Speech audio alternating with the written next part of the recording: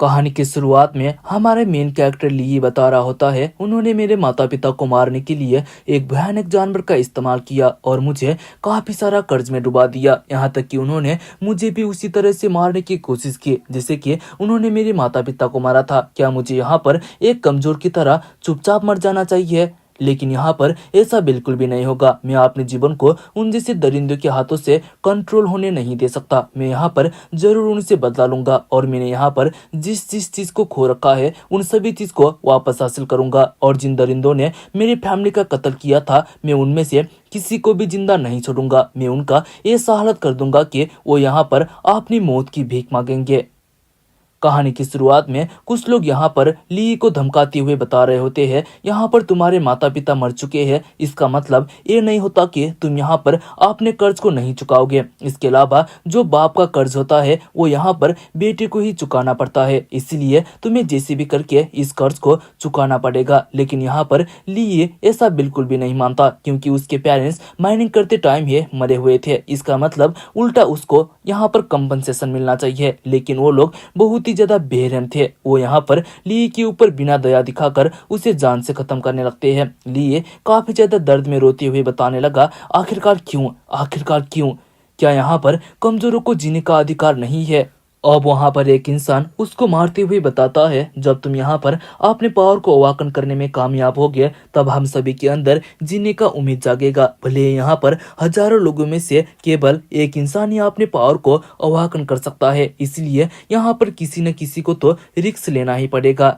ली के बॉडी से पूरा ब्लड बाहर आ रहा होता है। उसने खुद से ही कहा, क्या मैं यहाँ पर अब इस तरह से मरने वाला हूँ और मुझे इस तरह का दर्द क्यों सहना पड़ रहा है? क्योंकि मैं यहाँ पर एक कमजोर इंसान हूँ। मतलब यहाँ पर जो कोई भी कमजोर है उसका लाइफ एंड डेथ उसके हाथ पर नहीं होता। एक मॉन्स्टर आता है और बड़ी बेरहमी से अपने हाथ को ली के बॉडी के आर पार कर देता है। लेकिन यहाँ पर कमाल की बात ये होती है, जैसे ये वो मॉन्स्टर ली को जमीन पर फेंक के अपने पैर से उसको कुचल कर जान से खत्म करने वाला था, तभी वहाँ पर उसके बॉडी से कुछ अजीब तरह का फिल्म बाहर निकलने लगा। साथ ही में कुछ डाटा एनालिसिस पे प्रोग्रेस होने लगता है। अचानक से वहां पर ली का शैडो सिस्टम एक्टिवेट हो गया। कहा जाए तो उन हजारों लोगों में से एक बन गया था जिसने यहाँ पर अपने पावर को अवाकन कर लिया है। अब कहानी जाता है पास्ट में, जहाँ पर इंटर डायमेंशनल माइनिंग का सीजन चल रहा था। मेन कैरेक्टर ने कहा, मेरा नाम ली है और मेरा रोज का काम अपने जीवन को जोखिम पर डालते हुए एक सूट को पहनकर दूसरे डायमेंशन पर जाके एनर्जी स्टोन को खोदना है, जो कि एक रेडिएशन जोन भी है। और यहाँ पर हजारों इंसानों में से केवल एक को ही अपने पावर को अवाकन करने का चांस मिलता है, लेकिन ये रेडिएशन उतना ही ज्यादा घातक भी है। और यहाँ पर इंसानों की कुछ मजबूरी ना होती तो आखिरकार कौन इंसान इस तरह के खतरनाक सूट को पहनकर दूसरी दुनिया पर काम करना चाहेगा। और वहाँ पर उनका सुपरवाइजर ली को बताता है, इस मंथ पर उतना अच्छा बुरा काम भी नहीं चल रहा है। अगर ऐसा ही चलता रहा तो तुम यहाँ पर एक साल में ही अपने माता पिता के कर्ज को चुका सकते हो। और इसके अलावा अगर तुम यहाँ पर पूरे 5 साल तक काम करोगे तो तुम अपना ही एक छोटा सा अपार्टमेंट लेने में कामयाब हो जाओगे। ली भी हंसते हुए बताता है, वो यहाँ पर पूरी मेहनत के साथ में काम करेगा। लेकिन वो मनी मन में कह रहा था, तुम सब लोग यहाँ पर एक हार्टलेस इंसान हो। अगर मैं यहाँ पर अपने कर्ज को चुकाऊंगा तो मैं 1 मिनट के लिए भी इस जगह पर बिल्कुल भी नहीं बैठूंगा और पूरे 5 साल के लिए तो तुम खुद यहाँ पर काम कर सकते हो। और वो लोग वहाँ पर एक ट्रक में बैठकर माइनिंग करने के लिए दूसरे डायमेंशन की तरफ रवाना होते हैं, जहाँ पर रास्ते में ली के जैसे ही बूढ़े वर्कर ली के बारे में बात करने लगते हैं। जहाँ पर एक इंसान ने कहा, पूरे 3 साल पहले उसके माता पिता का एक्सीडेंट में मौत हो गया था। उसको यहाँ पर कंपनसेशन मिलने के बजाय उसको और भी सारा कर्ज लगा दिया, इसलिए उसे कर्ज के वजह से यहाँ पर वो काम करने में मजबूर हो रखा है। अब हमें यहाँ पर पता चलता है कि यांजी कॉर्पोरेशन जो कि एक कंपनी है, उसने ली के ऊपर दबाव डालते हुए ये कहा था कि यहाँ पर उसके माँ बाप ने पूरे $1 मिलियन की लॉस की है। एक दूसरे इंसान ने कहा, यहाँ पर यांजी कॉर्पोरेशन ने लड़की को काफी ज्यादा कमजोर देखकर ये सब कहा है। अब उसको यहाँ पर जैसे भी करके उस कर्ज को चुकाने के लिए यहाँ पर लाइफ एंड डेथ सिचुएशन का सामना करना पड़ेगा। इसके अलावा अब वो यहाँ पर उन मरे हुए उसके माँ बाप के साथ में तो कुछ भी नहीं कर सकते थे, इसलिए उन्होंने सोचा होगा कि बच्चे को काम करवा कर यहाँ पर थोड़ा बहुत पैसा वसूल कर सकते हैं। वहीं पर ली के दिमाग पर उन्होंने कहे हुए कमजोर शब्द लगातार चल रहा होता है। उसने कहा, यहाँ पर कभी कभी इंसान खुद कमजोर नहीं होता। यहाँ पर कमजोर बनाने वाले तो ये सोसाइटी और ये अजीब तरह का दुनिया है। अब सभी लोग कुछ समय के बाद एक केव के पास पहुंच चुके थे। सभी उस ट्रक से नीचे उतरकर केव के अंदर जाने के लिए तैयार हो जाते हैं, जहां पर सुपरवाइजर ने कहा अब यहां पर काम करने का समय आ चुका है, इसलिए सभी तैयार हो जाओ। लेकिन वहां पर अचानक से जमीन हिलने लगा, इसलिए एक इंसान के हाथ से एक बॉक्स जमीन पर गिर जाता है। वहां पर कुछ लोगों को लगता है जरूर यहाँ पर अर्थक्वेक आया होगा। दूसरी ओर करने कहा उसने कभी भी नहीं सुन रखा है कि यहाँ पर बाकी डायमेंशन पर भी अर्थक्वेक आते हैं। साथ ही में वो यहाँ पर काफी सालों से काम कर रहे थे और उन्होंने इससे पहले अर्थक्वेक के बारे में कभी भी नहीं सुन रखा था। अब उन लोगों को लगने लग जाता है कि जरूर यहाँ पर मॉन्स्टर की वजह से ही जमीन हिल रहा होगा। वो बात करने लगते हैं अब हमें यहाँ पर काम नहीं करना चाहिए, क्योंकि उन लोगों ने सुन रखा होता है कि पहले यहाँ पर इंटरडायमेंशनल ह्यूमनॉइड्स रहा करते थे, जो कि बॉग और बीस्ट क्लान से भी ज्यादा टॉप होते हैं, जो कि सच में काफी ज्यादा खतरनाक था। सभी और कर उस जगह से निकलना चाहते थे, लेकिन वहां पर सुपरवाइजर सभी लोगों को रोकते हुए बताता है तुम यहाँ पर फालतू की बातें करना बंद कर दो, क्योंकि ये जगह 3 साल पहले ही अवाकन द्वारा क्लियर कर दिया गया था, इसलिए अब यहाँ पर एक भी ह्यूमनॉइड्स मौजूद नहीं है। अब वो इससे आगे कुछ कह पाता उससे पहले ही वहां पर एक काफी खतरनाक ह्यूमनॉइड्स आकर आपने एक ही फिंगर से उसका काम तमाम कर देता है। उनके सामने तो इंसान कीड़े मकोड़े की तरह ही लग रहे होते हैं। आपने सुपरवाइजर को उस अवस्था पर और उन ह्यूमनॉइड्स को देखने के बाद वहां पर बाकी और कर काफी ज्यादा डर जाते हैं। साथ ही में वहां पर और भी सारे ह्यूमनॉइड्स आने लगते हैं, इसलिए सभी और कर अपना जान बचाते हुए ट्रक की तरफ भागने लगते हैं। लेकिन वो यहाँ पर एग्जिट से पूरे 10 किलोमीटर की दूरी पर होते हैं। ह्यूमनॉइड्स बड़ी बेरहमी से इंसानों को मारने लगते हैं। वहीं पर ली के पीछे भी एक ह्यूमनॉइड्स पड़ रखा था। ली अपना जान बचाते हुए उस जगह से भाग रहा होता है। साथ ही में वो ये भी सोच रहा था कि क्या वो उस जगह से भागने में कामयाब हो जाएगा जिसके पीछे काफी खतरनाक ह्यूमनॉइड्स पड़ रखे होते हैं। अब इतने में ही एक वर्कर काफी तेज से आकर ली के ऊपर टकराता है, जिसके वजह से ली दूर जाकर गिरा। साथ ही में वो थोड़ा घायल भी हो जाता है। वहीं पर उसके बाकी फ्रेंड्स ट्रक में बैठकर उस जगह से भागने लग जाते हैं, लेकिन वो ली को अपने साथ में नहीं ले जाते। ली बस चिल्लाता ही रह गया।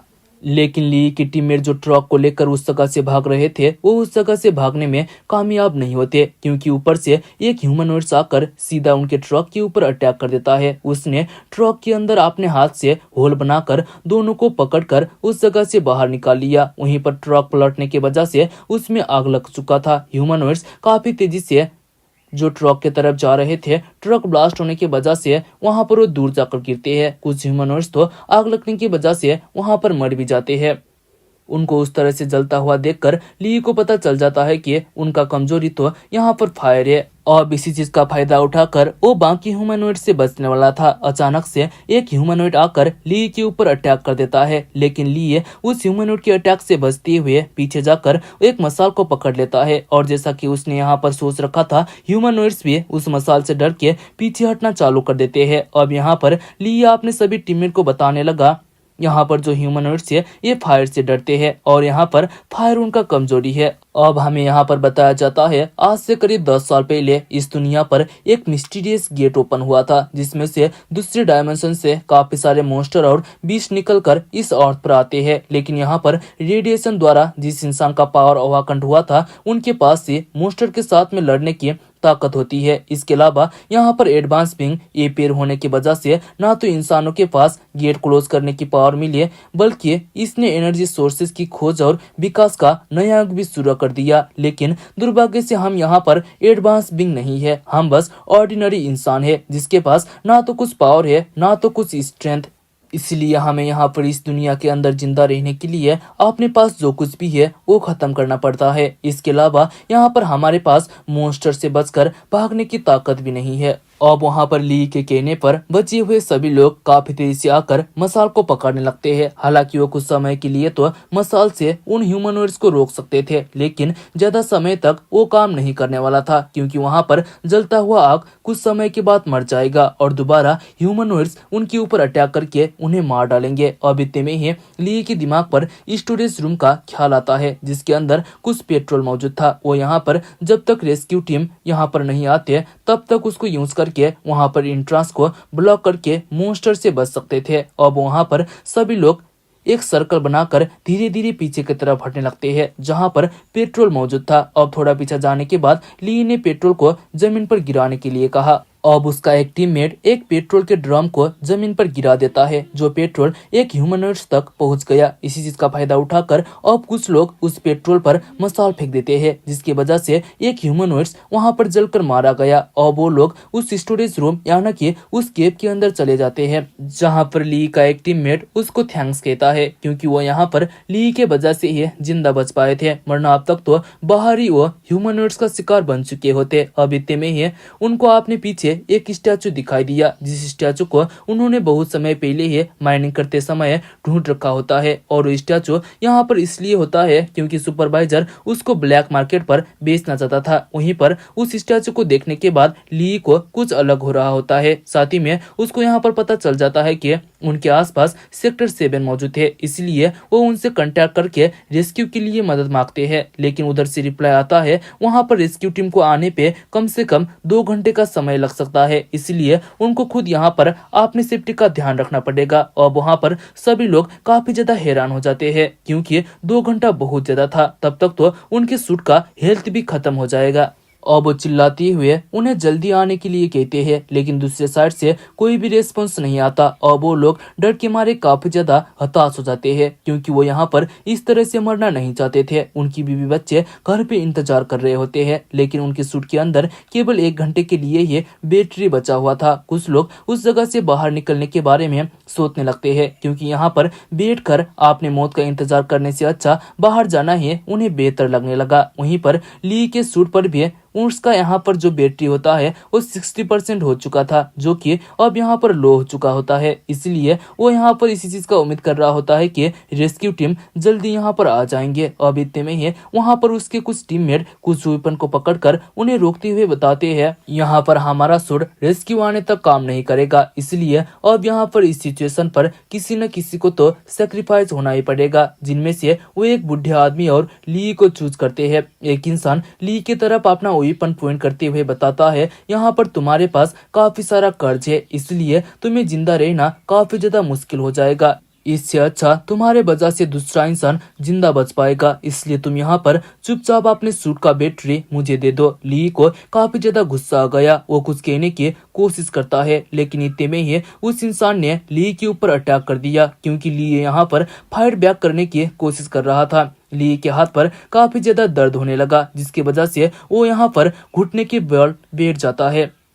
अब वो ली के सूट को यहाँ पर निकालते हुए कहते हैं, अब तुम यहाँ पर रेडिएशन के कांटेक्ट पर आ जाओगे, उसके बाद तुम्हारा पावर अवाकन हो जाएगा। अगर तुम यहाँ पर अपने पावर को अवाकन करने में कामयाब हो जाओगे तो तुम हमारे सेवियर बन सकते हो।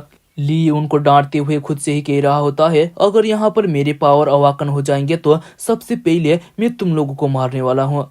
ली के मुंह से मार्क्स हटने की वजह से उसको रेडिएशन से काफी ज्यादा मुश्किल होने लगा। वहीं पर वो लोग हंसते हुए बताते हैं, यहाँ पर हजारों लोगों में से केवल एक इंसान के पास ये सुपर पावर अवाकन करने का चांस मिलता है, और तुम ये सोच रहे हो कि तुम्हारे पास इतना ज्यादा लक मौजूद है। उन्होंने लिए के सूट की बैटरी को यहाँ पर बाहर निकाल लिया। वहीं पर लिए अच्छी तरह से सांस भी नहीं ले पा रहा था, जिसकी वजह से वो खांसने लगता है। और वो ली की बैटरी को लेने के बाद दूसरे इंसान को देखने लगते हैं, जहाँ पर एक लड़का 2 लड़के को आगे की तरफ धक्का देते हुए उस जगह से भागने लगा, लेकिन वो लोग उसको रोकने के लिए उसके पीछे पड़ जाते हैं। वहीं पर वो लड़का ट्रक के अंदर जाकर बैठ गया और वो सोच रहा था कि अगर मैं यहाँ पर इस तरह से मारा जाऊंगा तो तुम्हें भी यहाँ पर जीने का कोई भी अधिकार नहीं है। इतना कहकर उस ट्रक को स्टार्ट कर देता है, जिस ट्रक के अंदर वो स्टैचू मौजूद था। अब वो स्टैचू ठीक वहां पर ली के आगे जाकर गिरता है। वहीं पर दूसरा लड़का उस ट्रक को लेकर बाहर की तरफ जाने लगा। अगर उस फायर एंट्रेंस को तोड़ देता तो वहां पर कोई भी इंसान उस ह्यूमनॉइड से जिंदा बचने वाला नहीं था, इसलिए बाकी वर्कर उसे रोकने की कोशिश करने लगते हैं, लेकिन वो उसको यहाँ पर रोक नहीं पाते। वहां पर फायर एंट्रेंस पूरी तरह से टूट गया, जिसकी वजह से ह्यूमनॉइड्स उनके ऊपर अटैक कर देते हैं। वहीं पर ली के आगे जो स्टैचू गिरा था वो अचानक से हंसने लगा। वो यहाँ पर एक्टिवेट हो गया था। ली को लगने लगता है कि यहाँ पर कमजोर होने की वजह से ये स्टैचू भी मेरा मजाक उड़ा रहा है। अब इतने में ही वहां पर एक ह्यूमनॉइड्स आकर एक हाथ से ली ली के सर को पकड़कर उससे उठा लेता है और दूसरा हाथ ली के बॉडी के आर पार कर देता है। और वो याद करने लगता है जब उसके माता पिता का डेथ हुआ था, लोग किस तरह से उसको ट्रीट किया करते थे। यहाँ तक कि उसके रिलेटिव्स ने भी उसको अपने साथ रखने से मना कर दिया क्योंकि उसके माता पिता के पास काफी सारा कर्ज होता है। अब यहाँ पर लिए इन्वेस्टिगेट करने लगा कि आखिरकार उसके माता पिता का मौत किस वजह से हुआ था, लेकिन यानजी कॉर्पोरेशन वालों को उसके बारे में पता चल जाता है। वो बताते हैं, क्या तुम यहाँ पर सच्चाई को जानना चाहते हो? सच्चाई ये है कि तुम्हारे कमजोर माता पिता रेगुलेशन के खिलाफ जाने की वजह से उनका मौत हो गया। अब हमें यहाँ पर ना तो तुम्हें कंपनसेशन देंगे, इसके अलावा तुम्हारे माँ बाप ने जो भी कंपनी का लॉस किया था उसके बदले में तुम्हें यहाँ पर $1 मिलियन का कर्ज भी चुकाना पड़ेगा। वो ली के मुंह पर लात मारते हुए बताता है, मैंने तुम्हें पहले ही कहा था कि तुम्हें चुपचाप कंपनसेशन एग्रीमेंट में साइन करके $1000 को ले लेना चाहिए, लेकिन तुमने यहाँ पर सच्चाई पर जोर दिया। अगर तुम ये नहीं करते तो तुम्हें यहाँ पर इतना सारा कर्ज भी नहीं लगता। अब से मैं हर महीने तुम्हारे पास पूरे इंटरेस्ट के साथ $30,000 लेने के लिए आऊंगा। अगर तुम यहाँ पर हर 15 तारीख को $30,000 नहीं दे पाओगे तो हम तुम्हारा और भी ज्यादा हालत खराब कर देंगे। उसके बाद तुम हमें ब्लेम मत करना। उन्होंने ली को इंटर डायमेंशनल माइनर पर जाके काम करने के लिए कहा क्योंकि वो इसी काम को करके एक महीने में इतना सारा $30,000 अर्न कर सकता था, जहाँ पर लाइफ एंड डेथ सिचुएशन का सामना करना पड़ता है।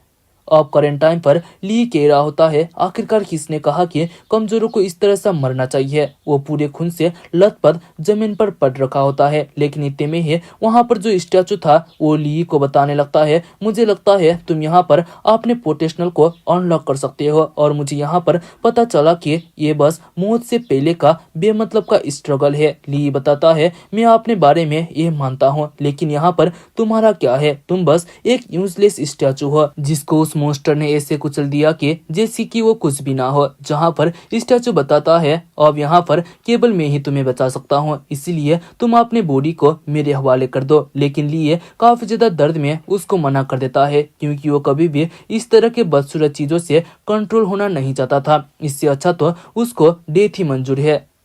वो स्टैचू काफी जोर जोर से हंसने लगा। वहां पर ह्यूमनॉइड्स ली को कुचलकर पूरी तरह से क्रश कर पाता उससे पहले ही वो ली के बॉडी के अंदर चला जाता है, जिसके वजह से सैलरी सिस्टम एक्टिवेट हो गया। वहां पर ह्यूमनॉइड को तो कुछ भी समझ में नहीं आता, वो सीधा जमीन पर जाकर गिरता है और वो स्टैचू पूरी तरह से ली के अंदर चला गया था। थोड़ी देर पहले जिस ह्यूमनॉइड ने उस स्टैचू को क्रॉस किया था वो अपने पैर से उसको कुचलकर खत्म कर देता है और यहाँ पर ली का लुक्स भी पूरी तरह से चेंज हो चुका था। साथ ही में उसका बॉडी भी यहाँ पर हील हो चुका होता है। उसके बॉडी पर एक खतरनाक आर्मर भी आ चुका होता है। अब इतने में ही वहां पर एक और ह्यूमनॉइड आकर काफी तेजी से उसके ऊपर अटैक करता है, लेकिन अब यहाँ पर ली ने केवल अपने फ्लेम से ही उस ह्यूमनॉइड को काफी आसानी से खत्म कर देता है और फिर अब वो उन लोगों को भी मारने लगा जिन्होंने थोड़ी देर पहले उसे धोखा देकर उसके बैटरी हेल्थ को यहाँ पर लिया होता है। वो चिल्लाते हुए बताने लगते हैं, हम यहाँ पर तुम्हारे बारे में रिपोर्ट कर देंगे। वहीं पर वो स्टैचू अभी भी ली को बता रहा था, आखिरकार मैं यहाँ पर जानना चाहता हूँ कि अगर मैं तुम्हारा बॉडी तुम्हें वापस दे दूँ तो तुम यहाँ पर क्या करना चाहोगे। वहीं पर ली के टीममेट गिराते हुए उसे माफी मांगने लगते हैं। वो अपनी जान का यहाँ पर भीख मांग रहे होते हैं। उन्होंने कहा वो ऐसा कुछ भी नहीं करना चाहते थे, वो तो बस सरवाइव करने की कोशिश कर रहे थे। इसके अलावा अगर उन्होंने ली के साथ में ये सब नहीं किया होता तो वो कभी भी एक इवलवर नहीं बन पाता। वो किसी तरह से ली को मनाने की कोशिश करने लगते हैं, लेकिन अब ली उनकी बातों को बिल्कुल भी सुनने वाला नहीं था। अब वो सीधा अपने शैडो की मदद से उनके मार्क्स को उतार देता है, जिसके वजह से अब वो खून की उल्टी करने लगते हैं क्योंकि अब वो यहाँ पर रेडिएशन से इफेक्ट हो रहे थे। लेकिन उसने वहाँ पर एक तीसरे इंसान को जिंदा छोड़ दिया और फिर वो मार्क्स को लेकर बाकी 2 टीममेट के पास चला जाता है। उसको अपनी तरफ आता हुआ देखकर वो दोनों काफी ज्यादा डर जाते हैं, लेकिन यहाँ पर ली उनको कुछ भी नहीं करता। वो उन दोनों को वो बैटरी दे देता है। उन दोनों ने उसके साथ में कुछ भी नहीं किया था।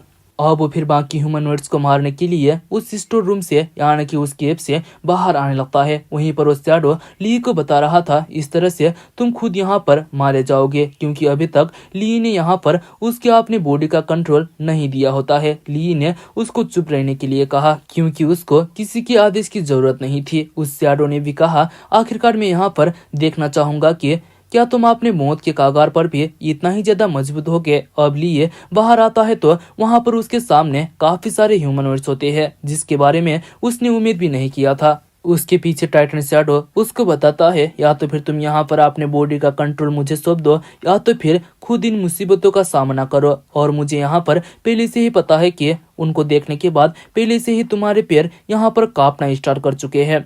इसके अलावा तुम्हें अच्छी तरह से सोचना चाहिए कि मेरे पावर के बिना तुम कुछ भी नहीं हो। लेकिन यहाँ पर लिया अपने बॉडी का कंट्रोल उसको नहीं देता और फिर ऊपर उछलती हुए एक ह्यूमनॉइड्स के अटैक से बच जाता है। लेकिन वहाँ पर काफी सारे ह्यूमनॉइड्स होते हैं, पीछे से एक दूसरा आकर आपने मुंह से उसे स्यालो ही करने वाला था, लेकिन इन टाइम पर साइड पर होके वो उससे बच जाता है। साथ ही में वो सोच रहा था यहाँ तक कि यहाँ पर मेरे रिफ्लेक्सेस और स्पीड भी काफी ज्यादा इंक्रीज हो चुके हैं। अब इतने में ही दोबारा दूसरे ह्यूमनॉइड ने सामने से उसके ऊपर अटैक कर दिया, लेकिन लिए इस बार नहीं भागता है। वो अपने शैडो पावर को अपने हाथ में इकट्ठा करके उसको काफी जोर का एक पंच मार के पीछे फेंक देता है। वहीं पर टाइटन शैडो अभी भी उसे चिढ़ा रहा था। वहीं पर लिए अपने स्ट्रेंथ को बढ़ता हुआ देखकर काफी ज्यादा हैरान होता है। उसने खुद से ही कहा आखिरकार यहाँ पर मेरा पावर इतना ज्यादा इंक्रीज कैसे हो गया। इसके अलावा अब उसको लगता है अगर वो ऐसे ही बिना वेपन के साथ ह्यूमनॉइड के साथ फाइट करेगा तो उन्हें ज्यादा कुछ भी फर्क नहीं पड़ेगा। इसलिए अब वो अपने शैडो पावर को यूज करते हुए एक शैडो डैगर को बना लेता है। अब इतने में ही एक ह्यूमनॉइड ने उसके ऊपर अटैक कर दिया, लेकिन लिए काफी तेजी से आगे जाकर अपने शैडो ब्लेड से उस ह्यूमनॉइड को बीच में से अलग कर देता है। अब उसे भी यहाँ पर लगने लगा कि वो भी यहाँ पर एबनॉर्मल तरीके से उन्हें मार सकता है, क्योंकि अब मैं यहाँ पर अपने पावर को अवाकन करके एक ही भलबर बन चुका हूँ। अब दोबारा दो ह्यूमनॉइड्स ठीक उसके आगे आकर उसके ऊपर अटैक कर देते हैं, लेकिन लिए उनसे फाइट करने के लिए तैयार होता है। वो आगे कुछ कर पाता उससे पहले ही पीछे से एक दूसरा ह्यूमनॉइड आकर उसके कंधे पर स्क्रैच मार देता है, लेकिन लिए काफी तेजी से पीछे मुड़कर उसके सर को अलग करके बाकी ह्यूमनॉइड के सर को भी पूरी तरह से अलग कर देता है। उसने कुछ ही टाइम पर उन सभी ह्यूमनॉइड्स को खत्म कर दिया। अब वो काफी ज्यादा खुश होती हुए जोर जोर से हंसते हुए वहीं पर जमीन पर सो जाता है, क्योंकि उसने उन सभी को मार दिया था। साथ ही में एक नोटिफिकेशन भी आता है जहां पर लिए फिलहाल ई रैंक पर होता है, क्योंकि अभी अभी उसने यहाँ पर अपने पावर को अवाकन किया है। अब कुछ समय के बाद ली को एक हॉस्पिटल के रूम के अंदर दिखाया जाता है जहां पर वह सोया हुआ था। डॉक्टर और नर्स बात कर रहे होते हैं कि यहाँ पर ना तो उसके बॉडी में कुछ इंजरी है ना तो कुछ इलनेस, फिर भी अभी तक वो यहाँ पर क्यों होश में नहीं आया है। जहाँ पर डॉक्टर बताता है ये एसेंडर के लिए नॉर्मल बात है, क्योंकि यहाँ पर उसका स्टेमिना पूरी तरह से ड्रेन हो चुका है, इसलिए उसके बॉडी को यहाँ पर न्यू लेवल को एडजस्ट करने की जरूरत है। नर्स कहती है क्या वो एक एसेंडर है, यहाँ पर उसका लेवल क्या हो सकता है, जिसके बारे में तो डॉक्टर को भी पता नहीं था। डॉक्टर ने कहा इसके बारे में तो हमें उसके होश आने पर ही पता चलेगा, फिलहाल के लिए हमें दूसरे रूम पर जाके बाकी पेशेंट्स को भी देखना चाहिए। वहीं पर नर्स तो ली की खूबसूरती से फिदा हो चुकी थी। वो उसका तारीफ करते हुए उस जगह से बाहर चले जाती है। उसके जाने के बाद टाइटन शैडो बाहर निकल कर आया, जो कि काफी ज्यादा गुस्से में था, क्योंकि यहाँ पर ली लेवल ई रैंक पर होता है। वो कहने लगा आखिरकार ह्यूमन इतना ज्यादा कमजोर क्यों होते हैं। यहाँ पर मेरे स्टेटस और पावर को देखते हुए अवाकंड होने के बाद कम से कम उसको एस रैंक, ए रैंक या तो फिर यहाँ पर कम से कम बी रैंक पर होना चाहिए था, लेकिन ये कमजोर और ट्रेस तो ई रैंक पर है। लेकिन ई रैंक पर होने के बाद भी यहाँ पर इसने शैडो सिस्टम के पावर को एक्टिवेट करना और पहले कोशिश में एक शैडो फॉर्म पर आ जाना वाकई में ये इंटरेस्टिंग है। अफसोस है इस टैलेंट की, वरना यहाँ पर एक ई रैंक वाला मेरे 10,000 पावर का सामना नहीं कर सकता। अब इतने में ही ली भी होश पर आ गया। अपने सामने टाइटन शैडो को देखने के बाद वो कहता है आखिरकार तुम कौन हो और तुम हमेशा मेरे साथ में क्यों चिपकते रहते हो। जिसको सुनने के बाद टाइटन शैडो को काफी ज्यादा गुस्सा आ गया, क्योंकि पहले तो वो ई रैंक पर होता है, इसके अलावा वो उससे अच्छी तरह से बात नहीं कर रहा था।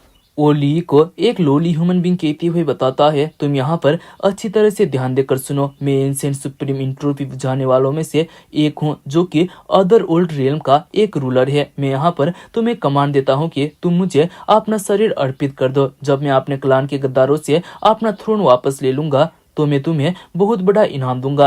अब वहां पर ली मन ही मन में कहने लगता है मैंने आज से पहले इस तरह के एंशिएंट सुप्रीम इंट्रोपी के बारे में कभी भी नहीं सुना था। इसके अलावा क्या मैं यहाँ पर इस तरह के ककरोच जैसे दिखने वाले चीज को अपना बॉडी दूंगा? ऐसा कभी भी नहीं होगा। वहीं पर ली मन ही मन में यहाँ पर टाइटन शैडो के बारे में ये सब बोल रहा होता है, लेकिन उसको ये पता नहीं था कि टाइटन शैडो उसके अंदर चल रहे बात को भी सुन सकता था। वो बताता है, आखिरकार तुम जैसे कमजोर इंसान की हिम्मत कैसे हुई मुझे एक कॉकरोच कहने की, और तुम यहाँ पर ज्यादा बात करना बंद करो और फिर अपना बॉडी चुपचाप मेरे हवाले कर दो। वहीं पर अब ली के दिमाग पर भी और भी ज्यादा बातें चलना स्टार्ट हो जाता है। वो सोचने लगा, आखिरकार वो मेरी बॉडी को यहाँ पर ऑफर क्यों मांग रहा है? क्या ये एविल स्पिरिट द्वारा पोजेस है, या तो फिर ये मेरे सुंदरता की वजह से ये सब कर रहा है? साथ ही में देखने से वो मेंटल अनस्टेबल भी लगता है, इसलिए यहाँ पर उसको प्रभुक ना करना ही बेहतर होगा। और वो तो यहाँ पर टाइटन शैडो के जेंडर के बारे में भी सोचने लग जाता है। उसको इस तरह से गलत गलत चीज सोचता हुआ देखकर टाइटन सैडन को काफी ज्यादा गुस्सा आ गया। वो कहता है, आखिरकार तुम यहाँ पर किस तरह के फालतू चीजें सोच रहे हो? अब वो उसकी टी शर्ट का कलर पकड़ते हुए कहने लगा, आखिरकार मैंने क्यों इस तरह के ई रैंक के ह्यूमन को चूज किया? अगर सिचुएशन गंभीर नहीं होता तो मैं इस ई रैंक के ट्रैश को चुनने के बजाय एक बुढ़े कुत्ते को चुनता। और वो ली को एक गेट के अंदर फेंकते हुए बताता है, मैं तुम्हें पूरे 3 दिन का समय दे रहा हूँ। अगर तुम 3 दिन के अंदर डी रैंक तक नहीं पहुंचोगे तो मैं तुम्हें पूरी तरह से खत्म कर दूंगा। अब उस गेट के अंदर जाने के बाद ली सोचने लगा, आखिरकार ये कौन सी जगह है? ये तो हॉस्पिटल की तरह नहीं लग रहा। जहाँ पर टाइटन ब्लड बताता है, ये दूसरी दुनिया के गेट के अंदर ई रैंक इंसेक्ट का नेस्ट है और यहाँ पर अब तुम्हारा ट्रायल स्टार्ट होने वाला है। सभी स्काईबोर्न क्लान के मेंबर को जब यहाँ पर एडल अवस्था पर पहुंचते हैं उनको ये ट्रायल देना पड़ता है। ली खड़ा होकर आगे देखता है तो वहाँ पर एक इंसेक्ट जैसा ही उसके तरफ आ रहा था। वो अपने शैडो ब्लेड को बाहर निकालते हुए कहता है, तुमने यहाँ पर मुझे पोजेस किया है, इसका मतलब यहाँ पर मेरा ट्रायल काउंट शुरू हो चुका है। साथ ही में उसको पता चलता है कि उसके सामने तो एक सील्ड आर्मर बीटल होता है। टाइटन शैडो ने कहा, मैंने यहाँ पर अपना कुछ नॉलेज तुम्हें दे रखा है, धीरे धीरे तुम्हें इसकी आदत हो जाएगी। और इतने में ही उस बीटल ने काफी तेजी से ली के ऊपर अटैक कर दिया। उसके स्पीड को देखने के बाद ली काफी ज्यादा हैरान हो जाता है। अब ली ऊपर उछलकर पीछे से उसके सेल पर अटैक करने की कोशिश करता है, लेकिन वो सच में काफी ज्यादा टफ था, उससे एक खरोच भी नहीं लगता। उल्टा उस बीटल ने अपने पंजे से उसके ऊपर अटैक कर दिया, जिसकी वजह से ली हिट होकर पीछे आ जाता है। वहीं पर शैडो टाइटन उसको यूजलेस कहते हुए मजाक उड़ा रहा था। ली काफी ज्यादा गुस्से में बीटल के ऊपर अटैक करते हुए बताता है, यहाँ पर जैसे भी करके मैं फाइट करूँ, तुम्हें उससे कुछ भी फर्क नहीं पड़ना चाहिए।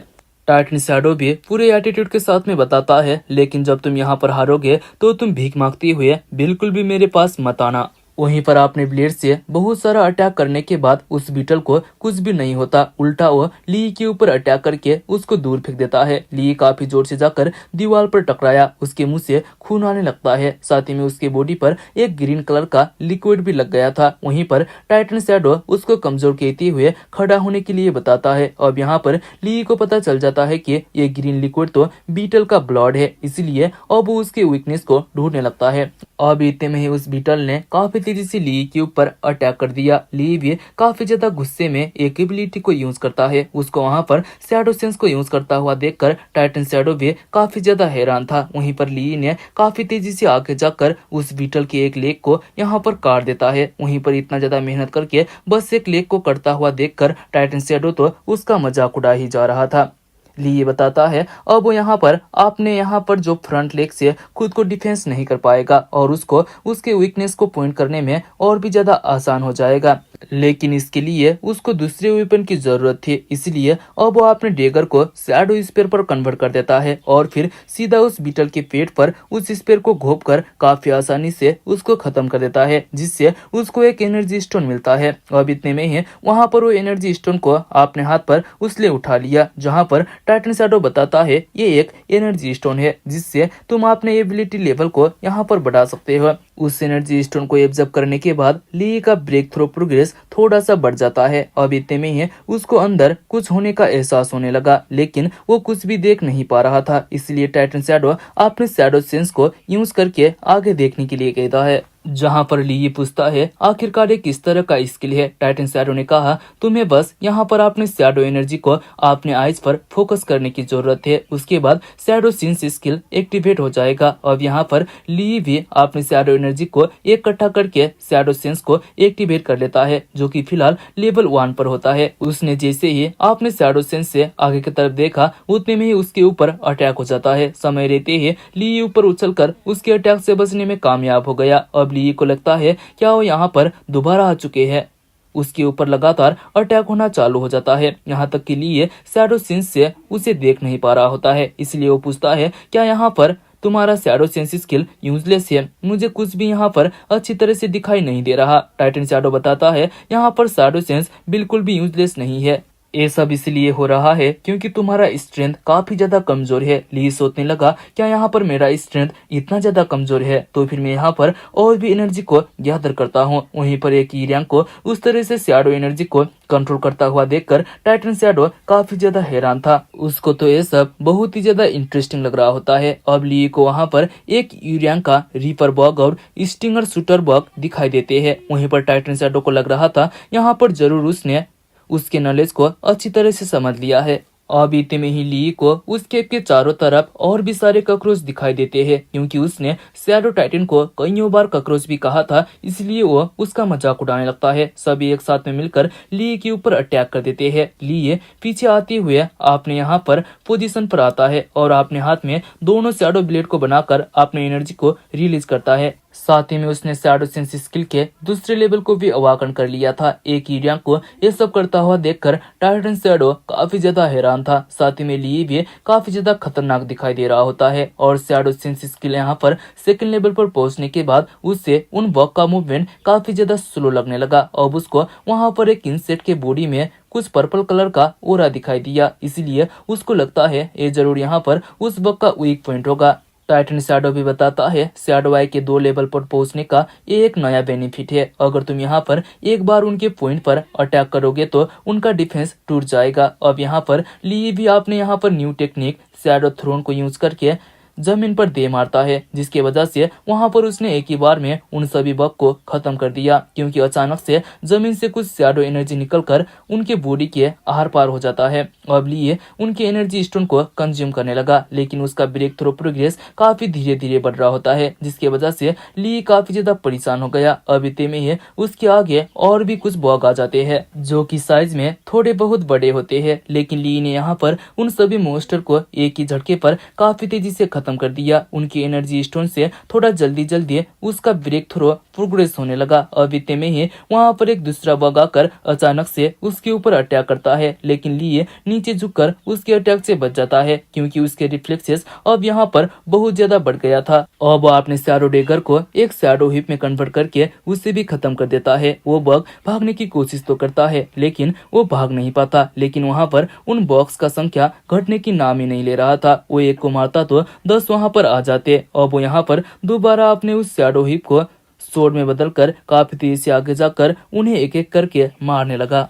लेकिन इतने में ही दोबारा काफी सारे बॉक्स आ जाते हैं, इसलिए वह अपनी शैडो एनर्जी से एक ही बार में उन सभी को पकड़कर उन्हें भी मार डालता है। अब यहाँ पर उसको देखने के बाद टाइटन शैडो कहने लगा अब जाकर यहाँ पर कोई इंसान इस पावर के लायक निकला है, लेकिन तुम्हें जो शैडो आई स्किल मिल रखा है वो तुम्हारा सेंस, रिफ्लेक्सेस और स्ट्रेंथ को बढ़ा देता है। अगर तुम शैडो के ऊपर कंट्रोल हासिल करोगे तो तुम्हें शैडो आई का नाम गिफ्ट दिया जाएगा, लेकिन जो शैडो आई तुम्हें गिफ्ट मिल रखा है वो तुम्हारा मेंटल एनर्जी को बहुत ही ज्यादा मात्रा में कंज्यूम करता है और इस शैडो आई का एक डिमांड भी है। और इसके अलावा तुम ईरियांग के अवाकनर हो, इसलिए तुम पहले से ही अपने लिमिट पर पहुंच चुके हो, इसलिए अब मैं यहाँ पर देखना चाहता हूँ कि अब तुम आगे क्या करोगे। यहाँ पर ली का विजन धीरे धीरे कम होने लगा। मोस्टर उसकी तरफ काफी तेजी से आ रहे थे। एक मोस्टर पीछे से उसके कंधे पर स्क्रैच मार देता है। ली कहने लगा यहाँ पर फाइनली मुझे पावर मिला, मैं इस पावर से अपना बदला ले सकता हूँ, लेकिन मैं यहाँ पर इस तरह से कैसे हार मानूंगा। यहाँ पर अब उसके पास उन सभी मोस्टर को मारने के लिए केवल 15 घंटे बचे होते हैं। वो याद करता है यहाँ पर कैसे यांजे कॉर्पोरेशन के दरिंदों उन्होंने उसके पेरेंट्स की मौत को हाइड करने की कोशिश किया था। इसके अलावा उन्होंने उसको काफी सारा कर्ज भी लगा दिया, क्योंकि मैं बस यहाँ पर एक आम इंसान हूँ और मुझे यहाँ पर पावर मिल चुका है तो मैं सभी चीजों का बदला लूंगा। वो इसी चीज को याद करते हुए उन सभी मोस्टर को मारते ही जा रहा था। अब उसके पास केवल 2 मिनट बचते हैं। इसी के साथ में उसने उन मोस्टर को मार के पूरा ढेर लगा दिया था। साथ ही में उसका डी रैंक ब्रेक थ्रो का प्रोग्रेस भी 95% हो जाता है, लेकिन वहां पर अभी भी और ज्यादा मोस्टर बचे हुए थे। जहां पर टाइटन सैरो ने कहा, यहाँ पर मैंने जो प्रॉमिस किया था उसका टाइम खत्म होने वाला है, इसलिए तुम्हें जल्दी करना चाहिए। अब यहाँ पर केवल 3 सेकंड बचते हैं, इसलिए ली अपने बॉडी से शैडो एनर्जी को रिलीज करने लगा। उसे ये डर भी नहीं लग रहा था कि इस तरह से उसका बॉडी एक्सप्लोड हो जाएगा। वो बताता है, मैं यहाँ पर सब कुछ दांव पर लगा सकता हूँ, लेकिन मैं यहाँ पर रिवेंज लेकर ही रहूंगा। अब वहां पर उसने एक ही साथ में उन सभी बग मोस्टर के ऊपर अटैक कर दिया। अब उसने यहाँ पर उस मोस्टर के नेस्ट को पूरी तरह से खाली कर देता है। साथ ही में वहां पर ब्रेक थ्रो करके वो ई रैंक से डी रैंक पर भी पहुंच जाता है, जिसको देखने के बाद टाइटन शैडो उसको कहता है, यहाँ पर तुमने बहुत ही मुश्किल से इसको किया है, इसलिए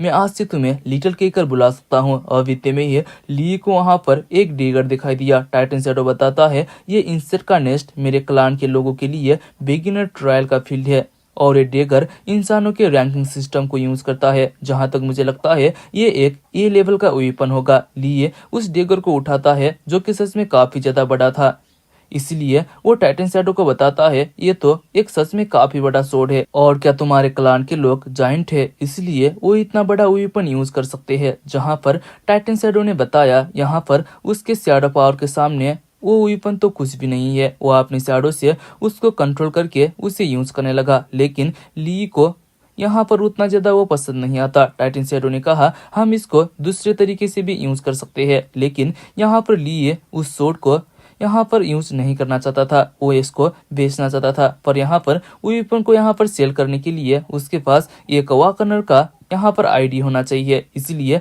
वो रजिस्ट्रेशन हॉल पर चला जाता है, जहाँ पर उसको चेक करते हुए उसे ई रैंक का यहाँ पर आईडी कार्ड बनाकर दिया जाता है, क्योंकि यहाँ पर उनको ली के बॉडी पर कोई भी एनर्जी फ्लक्चुएशन डिटेक्ट नहीं हो रहा था। इसके अलावा उसका यहाँ पर पहले से ही एक माइनर के रूप में रजिस्ट्रेशन हो रखा होता है। वहीं पर ई रैंक होने की वजह से सभी लोग उसको देखते हुए हंस रहे थे। वहीं पर ली उस रजिस्ट्रेशन हॉल से बाहर आते हुए बताता है, यहाँ पर उनको मेरे शैडो के बारे में कुछ भी पता नहीं चला। टाइटन शैडो कहता है, यहाँ पर ह्यूमंस मेरे शैडो एनर्जी को डिटेक्ट नहीं कर सकते।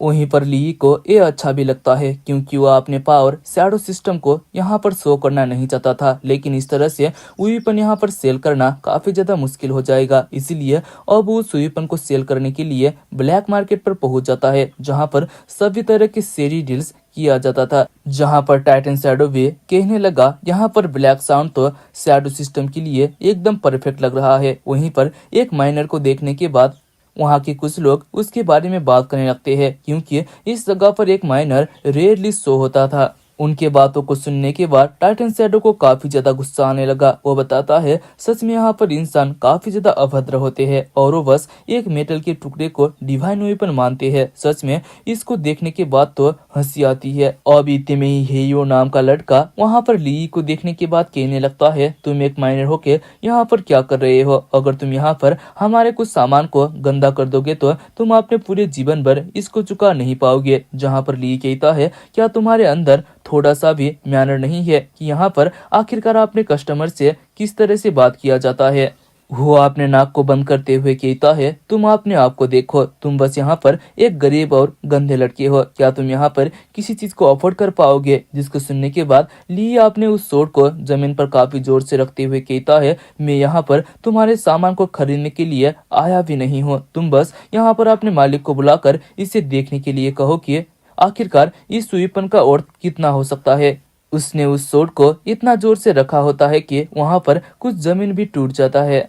लेकिन इतने में ही वहां पर सुकिंग नाम की लड़की चाहुओ नाम के लेवल डी वाले अवाकनर के साथ में आकर ली का मजाक उड़ाती हुए हुओ को बताती है, तुम एक लेवल डी एडवांस पर होने के बाद भी इस तरह के लोगों को अंदर आने कैसे दे सकते हो? ये पूरी जगह उसकी वजह से स्मेल कर रहा है। अब उन दोनों को देखने के बाद हुओ उनके तरफ जाती हुए यहाँ पर उनका तारीफ करने लगा, क्योंकि उसको लग रहा होता है कि योंग मास्टर झाओ यहाँ पर किसी न किसी अच्छी चीज को ही बेचने के लिए आया होगा। जहाँ पर झाओ वो एक सोड को दिखाते हुए बताता है, मुझे यहाँ पर दूसरी दुनिया के गेट से एक शानदार सोड मिल रखा है, इसलिए मैं यहाँ पर इसको सेल करके अपनी गर्लफ्रेंड के लिए एक कार को परचेस करना चाहता हूँ। उस सोड को देखने के बाद वो बताता है, ये तो एक वाइंड हॉल सोड है जो कि खुद अटैक पावर को बूस्ट करता है, जो कि यहाँ पर लेवल डी वाले अवाकनर के लिए तो बिल्कुल भी नहीं है। वहीं पर सुक्विंग को देखने के बाद ली थोड़ा हैरान हो गया, क्योंकि कभी वो उसकी गर्लफ्रेंड हुआ करती थी, लेकिन ली के पेरेंट्स मर जाने के बाद वो उसको छोड़कर चली जाती है, क्योंकि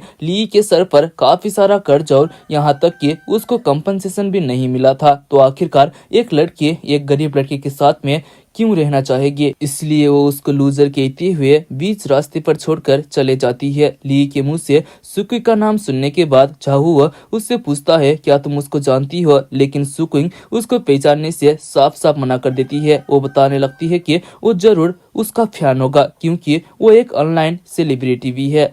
अब झाओ काफी ज्यादा गुस्से में ली को कहने लगा, आखिरकार तुम जैसे ट्रैश की हिम्मत कैसे हुई उसको यहाँ पर नाम से बुलाने की, जो कि रोड पर कचरा उठाने के लायक भी नहीं है, और तुम यहाँ पर किस तरह के ट्रैश चीज को लेकर भेजने के लिए आए हो। इतना कहकर वो अपने सोड से ली के सोड पर अटैक कर देता है, लेकिन यहाँ पर उल्टा उसका ही सोड यहाँ पर टूट गया। अब यहाँ पर मजाक उड़ाने की बारी ली की होती है। वो कहता है, यहाँ पर देखने से तो तुम्हारा ही सोड ट्रैश निकला। वहीं पर झाओ ने बता रखा था कि वो सोड आयरन और बाकी काफी सारी चीज को आसानी से काट सकता है, लेकिन अब यहाँ पर ये देखने के बाद सुक्विंग गुस्सा होने लग जाती है। वहीं पर झाओ को भी ली के ऊपर काफी ज्यादा गुस्सा आ गया था। वो सीधा ली को जान से खत्म करने के लिए उसके ऊपर अटैक कर देता है। और इसी के साथ में आज के कुछ भी चैप्टर आए ना, अभी तक जितने भी चैप्टर आए उनको मैंने सारे कवर कर रखा है, और इतने तक ही हुए, मतलब चैप्टर इतने तक खत्म हो गए। तो जितने चैप्टर आएंगे ना हम इसको कंटिन्यू रखेंगे, मतलब कंटिन्यू रखेंगे, बस तुम लोग सपोर्ट दिखाओ भाई लोग। तो हम जल्दी मिलेंगे इसके नेक्स्ट चैप्टर में तब तक के लिए बाय बाय, मिलते हैं। वहीं पर झाओ को भी ली के ऊपर काफी ज्यादा गुस्सा आ गया था। वो सीधा ली को जान से खत्म करने के लिए उसके ऊपर अटैक करता है, लेकिन ली उसके पंच से काफी आसानी से बच गया, क्योंकि ली के सामने वो काफी ज्यादा स्लो था। उसको अपने अटैक से इस तरह से बचता हुआ देखकर झाओ बताता है, सच में तुम काफी ज्यादा फास्ट हो, लेकिन तुम इस बार बच नहीं पाओगे। इतना कहकर वो काफी तेजी से उसको किक मारने लगा, लेकिन ली भी यहाँ पर उससे भी तेज उसके अटैक को डॉज करने लगता है। वो मन ही मन में सोच रहा था, जिस नेक्स्ट ट्रायल पे मैंने बॉक को मारा था उनके अटैक के मुकाबले तो यहाँ पर इसके अटैक काफी ज्यादा स्लो है। वहीं पर झाओ गुस्से से लाल हो चुका था, क्योंकि ली यहाँ पर उसके हर अटैक को डॉज कर रहा होता है। वो दोबारा ली को पंच मारते हुए खुद से ही कहता है, क्या यह लड़का एक माइनर नहीं है जो कि दूसरे डायमेंशन पर काम करता है, उसको तो यहाँ पर एक ई रैंक वाले अवाकनर से भी कमजोर होना चाहिए, लेकिन यहाँ पर मैं डी रैंक पर होने के बाद भी आखिरकार उसको क्यों मार नहीं पा रहा हूँ। उसे तो मेरे यहाँ पर एक अटैक भी नहीं लग रहे हैं। यहाँ पर लिए दोबारा उसके अटैक से बचते हुए अपनी शैडो एनर्जी को रिलीज करता है, जिसने अब झाओ के हाथ को पकड़ लिया था, लेकिन झाओ यहाँ पर ऊपर उछल कर अपने दूसरे हाथ से उसके ऊपर अटैक करने की कोशिश करने लगा। साथ ही में वो कह रहा होता है, तुम जैसे एक माइनर को तो थोड़ा समय बाहर आके दोबारा छुप जाना चाहिए। जहाँ पर ली भी उसको मुंह तोड़ जवाब देता है। उसने कहा, तो क्या फिर यहाँ पर एक कुत्ते को इसी तरह से रस्सी में बंधकर जमीन पर रहना नहीं चाहिए। इतना कहकर वो झाओ को सीधा जमीन पर पटक देता है। वो तो दर्द से कराने लगा। अब सुक्विंग भी वहाँ पर आके झाओ को उठाने में मदद करने लगती है। वहीं पर ली हंसते हुए कह रहा था, ऐसा लगता है यहाँ पर हमारे मिस्टर झाओ एक कुत्ता बनना चाहते हैं। ली को अपने बारे में इस तरह से बोलता हुआ सुनकर झाओ को यहाँ पर और भी ज्यादा गुस्सा आ गया। वो दोबारा ली की तरफ जाते हुए कहने लगा, सच में क्या तुम यहाँ पर जिंदा रहना नहीं चाहते हो? ऐसा लगता है तुम एक माइनर होके अपनी जिंदगी से थक चुके हो, इसलिए अब मैं यहाँ पर मरने में तुम्हारी मदद करता हूँ। वो यहाँ पर ली को मार पाता उससे पहले वहाँ पर उस सब का ओनर वांगडाफ है, जो कि डी रैंक पर होता है, वो आकर उनके फाइट को रोक देता है। झाओ भी वहाँ पर वांगडाफे को देखने के बाद वहीं पर रुक गया। वांगडाफे झाओ को बताता है, भले ही तुम यहाँ पर मेरे एक लॉयल और रेगुलर कस्टमर हो, लेकिन फिर भी तुम मेरे शॉप के अंदर इस तरह से फाइट नहीं कर सकते। अब इतने में ही सुकिंग आकर ली का शिकायत करते हुए कहने लगती है, यहाँ पर इस ट्रैश माइनर ने यंग मास्टर झोउ के सोर्ड को तोड़ दिया। बस इसी वजह से यहाँ पर फाइट हो रहा था। अब वहाँ पर वांग डाफी भी माइनर के बारे में सुनकर ली से पूछता है, क्या यहाँ पर तुमने सच में यंग मास्टर के जो सोर्ड को तोड़ दिया था? जहाँ पर ली भी बताता है, मैंने यहाँ पर उसके सोर्ड को नहीं तोड़ा था, बल्कि उसने यहाँ पर अपने सोर्ड से मेरे सोर्ड तोड़ने की कोशिश की थी, लेकिन यहाँ पर ठीक उल्टा उसका ही सोर्ड टूट गया। इसलिए यहाँ पर इसमें मेरी कोई भी गलती नहीं है। अब वांग डाफे दोबारा झोउ से पूछता है, क्या वो यहाँ पर सच बोल रहा है? अब वो उसके काफी ज्यादा नजदीक पहुंच गया, क्योंकि यहाँ पर वो दोनों ली को लूटना चाहते थे। दरअसल उनको पता चल गया था कि ली का जो सोर्ड है वो कोई साधारण सोर्ड नहीं है, इसलिए वो दोनों यहाँ पर मिलकर ली के सोर्ड को फ्री में हड़पना चाहते थे। अब उन दोनों के बीच में यहाँ पर बात हो जाने के बाद वांग डाफे ली की तरफ आते हुए कहता है, यहाँ पर अगर यंग मास्टर झोउ मेरे ऊपर भरोसा करते हैं तो मैं यहाँ पर तुम दोनों के मामलों को काफी आसानी से सुलझा सकता हूँ। उसने ली से उसका सोर्ड मांगा। ली भी बिना कुछ बोलते हुए उसको अपना सोर्ड दे देता है। जैसे ही सोर्ड वांग डाफे के हाथ में पड़ा, उसको काफी ज्यादा भारी फील होता है, क्योंकि उस सोर्ड का वेट कम से कम 100 पाउंड्स होता है। वो सोच में पड़ जाता है कि आखिरकार एक माइनर होके वो इस सोर्ड को इतनी आसानी से कैसे उठा सकता है। उसे तो यहाँ पर शक होने लग जाता है कि ली कहीं पर एक इभलबर तो नहीं है। अब वो यहाँ पर ली को चेक करना चाहता था कि आखिरकार वो एक इभलबर है कि नहीं। अब वो ली से पूछता है, तुम जिससे एक माइनर को आखिरकार इस तरह का वेपन कहाँ से मिला? ली ये बताता है, ब्लैक मार्केट कब से यहाँ पर सेलर की आइडेंटिटी और आइटम के ओरिजिन के बारे में पता करने लगा। जिसको सुनने के बाद वांग डाफे कहता है, यहाँ पर बस मैंने क्यूरोसिटी की वजह से पूछा था। अगर तुम यहाँ पर अपने बारे में बताना नहीं चाहती हो तो हम तुम्हें फोर्स भी नहीं करेंगे। वहीं पर ली को भी पता चल गया था कि वांग डाफे उसके बारे में पता करने की कोशिश कर रहा है, इसलिए वो बताता है, यहाँ पर मेरे पास छुपाने के लिए कुछ भी नहीं है। और इस सोर्ड के बारे में बात किया जाए तो ये तो बस मुझे माइनिंग करते टाइम मिला था। अब ली के मुंह से ये सब सुनने के बाद वांग डाफे को पूरी तरह से यकीन हो जाता है कि ये तो एक लो लेवल का माइनर है। इसलिए अब वो कहने लगा, ये सोर्ड वाकई में काफी ज्यादा मजबूत तो है, लेकिन इसके अंदर कोई भी एट्रीब्यूट्स मौजूद नहीं है, इसलिए इसका अर्थ केवल 100 बॉक्स तक ही हो सकता है। और इसके अलावा अगर यंग मास्टर झोउ का सोर्ड यहाँ पर नहीं टूटा होता तो वो कम से कम 2 मिलियन तक हो सकता था। इसीलिए मैं यहाँ पर तुम्हें सजेस्ट करता हूँ कि तुम बस एक माइनर हो, और ये तुम्हारे लिए आसान भी नहीं है। इसलिए मैं यहाँ पर तुम्हारा टूटा हुआ सोर्ड भी तुमसे खरीद लूंगा, लेकिन तुम्हें बस यंग मास्टर झोउ के सोर्ड के बदले में 2 मिलियन पैसा कंपनसेशन के बदले में देना होगा। वो उस तरह से दिखा रहा था कि जैसे वो यहाँ पर ली का मदद कर रहा हो। अब वो हंसते हुए झोउ से पूछता है, आखिरकार आप इसके बारे में क्या सोचते हो? जहाँ पर झोउ भी हंसते हुए यहाँ पर जवाब देता है। वहीं पर सुक्यूंग कहने लगती है, यहाँ पर वो एक माइनर है, इसलिए वो इतने सारे पैसे यहाँ पर एफोर्ड नहीं कर सकता। इसके अलावा जो तुमने मुझसे प्रॉमिस किया था उसका क्या हुआ? झोउ बताता है, तुम बिल्कुल भी चिंता ना लो, हम यहाँ पर उसके ऑर्गन्स बेचकर भी 2 मिलियन पैसे लेकर ही छोड़ेंगे। वो दोनों तो यहाँ पर खुश होने लगे थे। अब इतने में ही जो वांग डाफे के पीछे 2 बॉडीगार्ड्स थे वो ली के पास आने लगते हैं। ली ने कहा, यहाँ पर सच में तुमने काफी अच्छी तरह से प्लानिंग करके काम किया है। वांग डाफे ने पूछा, आखिरकार तुम्हें इससे क्या प्रॉब्लम है? ली यहाँ पर अपने शैडो एनर्जी को रिलीज करते हुए बताता है, यहाँ पर तुम्हें लगता है कि इससे केवल मुझे ही प्रॉब्लम है, लेकिन तुम्हें जल्दी ही पता चल जाएगा कि यहाँ पर तुम बहुत ही ज्यादा गलत हो। पिछले पार्ट पर हमने देखा कि ली एक सोर्ड को सेल करने के लिए ब्लैक मार्केट पर चला जाता है, जहां पर उसका मुलाकात उसकी एक्स गर्लफ्रेंड और उसके नए बॉयफ्रेंड के साथ में हुआ। वहीं पर ली को एक कमजोर माइनर सोच के वांग डाफे और झोउ उसके साथ में चालाकी करने की कोशिश करते हैं। उन्होंने ली को मारने के लिए अपने लड़के को आगे भेजा और खुद चाय पीने के लिए जाने लगते हैं, क्योंकि उन्हें लग रहा था वो दोनों ली को काफी आसानी से खत्म कर देंगे। लेकिन इतने में ही उनका ही एक लड़का हवा में उड़ते हुए काफी तेजी से आकर उनके आगे दीवार पर जाकर टकराता है, जिसको देखने के बाद वांग डाफे काफी ज्यादा हैरान हो गया। वो कहता है, अगर तुम यहाँ पर सबके सामान को तोड़ोगे तो तुम कभी भी इसको चुका नहीं पाओगे। वहीं पर ली एक दूसरे लड़के को किक मार के उनके तरफ फेंकता है, जो कि सीधा झोउ के ऊपर गिरने वाला था। इसलिए वो उस लड़के को किक मार के जमीन पर फेंकते हुए बताता है, ऐसा लगता है माइनिंग करते करते तुम्हारे पास कुछ स्ट्रेंथ आ चुका है। वहीं पर सुक्विंग तो डर के मारे जोर जोर से चिल्ला रही थी। ली ये बताता है, अब यहाँ पर पिटाई खाने की बारी तुम्हारी है। सुक्विंग बताती है, ये माइनर तो सच में स्किल्ड बन चुका है, इसलिए अब यहाँ पर रियल ताकत दिखाने की बारी आ चुकी है। वो भी अपने पावर को शो करते हुए कहता है, अब मैं यहाँ पर मान चुका हूँ कि तुम्हारे स्किल उतने ज्यादा खराब भी नहीं है, लेकिन यहाँ पर कुछ लूजर्स को मारने के बाद ये कभी भी मत सोचना कि तुम मुझे भी हरा पाओगे, क्योंकि तुम एक डी रैंक के ओएकनर के सामने अभी भी एक लूजर ही हो। इतना कहकर वो काफी तेजी से जाकर ली को अपने हाथ से हिट करने की कोशिश करता है, लेकिन ली ने काफी आसानी से उसके अटैक को डॉज कर लिया और फिर एक पंच मार के उसको पीछे फेंक देता है, जिसकी वजह से चहुओ के मुंह से खून आने लगा।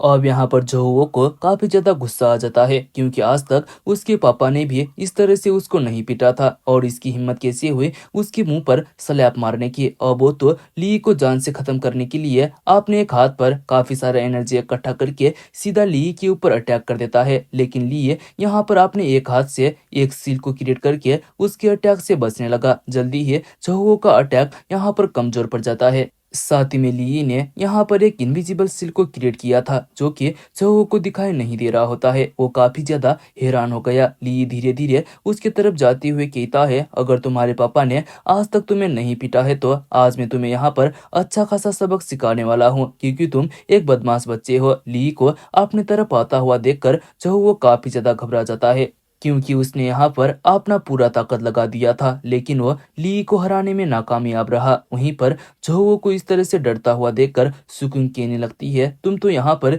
एक डी रैंक के अवेकनर हो, इसलिए तुम इस जैसे कमजोर माइनर के सामने इस तरह से कैसे हार सकते हो। अब यहाँ पर ली अपने शैडो स्पाइडर वेब एबिलिटी को यूज करते हुए जोहो को बांध देता है। वहीं पर सुकुन को तो कुछ भी समझ में नहीं आ रहा था। उसके इस तरह के पावर को देखने के बाद जोहो को लगता है ये तो एक माइनर ना होके एक सी रैंक या तो फिर बी रैंक का अवेकनर होना चाहिए। जहां पर ली एकदम शांत बताता है, मैं एक ई रैंक का माइनर हूं, जो कि गिल के द्वारा वेरीफाइड भी हो चुका है। लेकिन झुओ को बिल्कुल भी ऐसा नहीं लगता कि वो एक ई रैंक का माइनर होगा। अब इतने में ही ली उसे पीटने के लिए अपने हाथ को ऊपर उठाता है, लेकिन झुओ उसे रोकते हुए बताता है, तुम मुझे यहाँ पर इस तरह से नहीं पीट सकते, क्योंकि मेरे साथ में ब्लैक पैंथर गैंग है। अगर तुम यहाँ पर मुझे टच भी करोगे तो ब्लैक पैंथर गैंग तुम्हें बिल्कुल भी नहीं छोड़ेगा।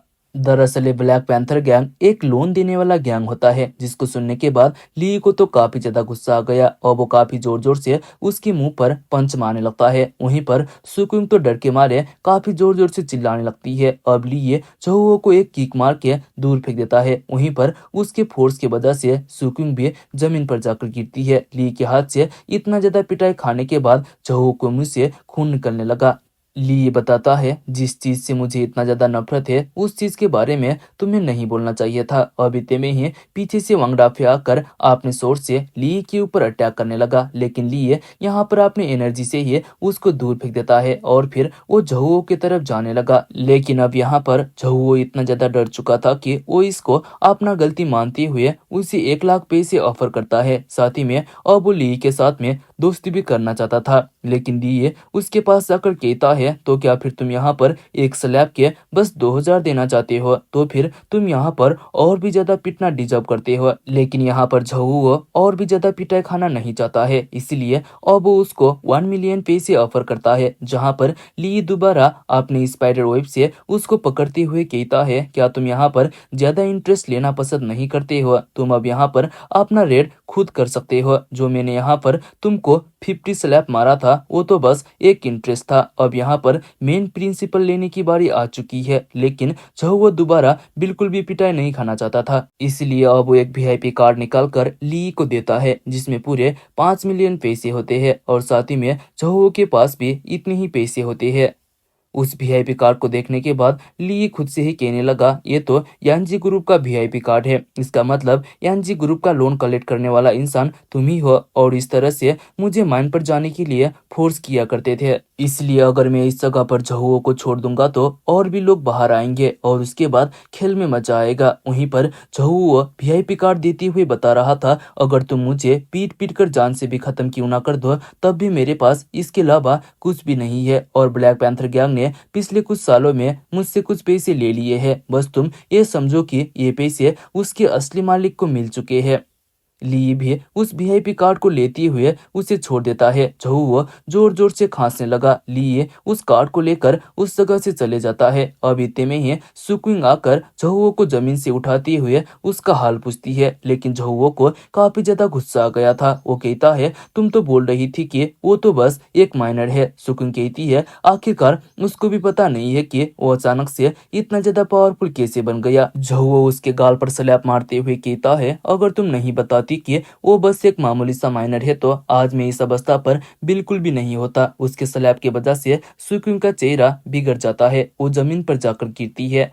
यहाँ पर झहुओ किसी को फोन लगाते हुए खुद से ही कहता है मेरे पैसे लेना इतना ज्यादा आसान भी नहीं है, तुम देखते जाओ कि आखिरकार मैं क्या करता हूँ। अब हम दूसरी तरफ ब्रदर पैंथर और उसके कुछ लड़के को देखते हैं, जहाँ पर वो कुछ लोगों को जान से खत्म कर रहे थे। इतने में ही उसके पास झहुओ का कॉल आ गया। वो बताता है आपको यहाँ पर मेरा साथ देना पड़ेगा, क्योंकि किसी ने अभी अभी मुझसे वो तलवार चुरा ली जिस तलवार मैं आपको उपहार देने वाला था। साथ ही में उसने ये भी धमकी दिया है कि वो जल्दी ही ब्लैक पैंथर गैंग को पूरी तरह से खत्म कर देगा। ब्रदर पैंथर उस इंसान का इन्फो भेजने के लिए कहता है।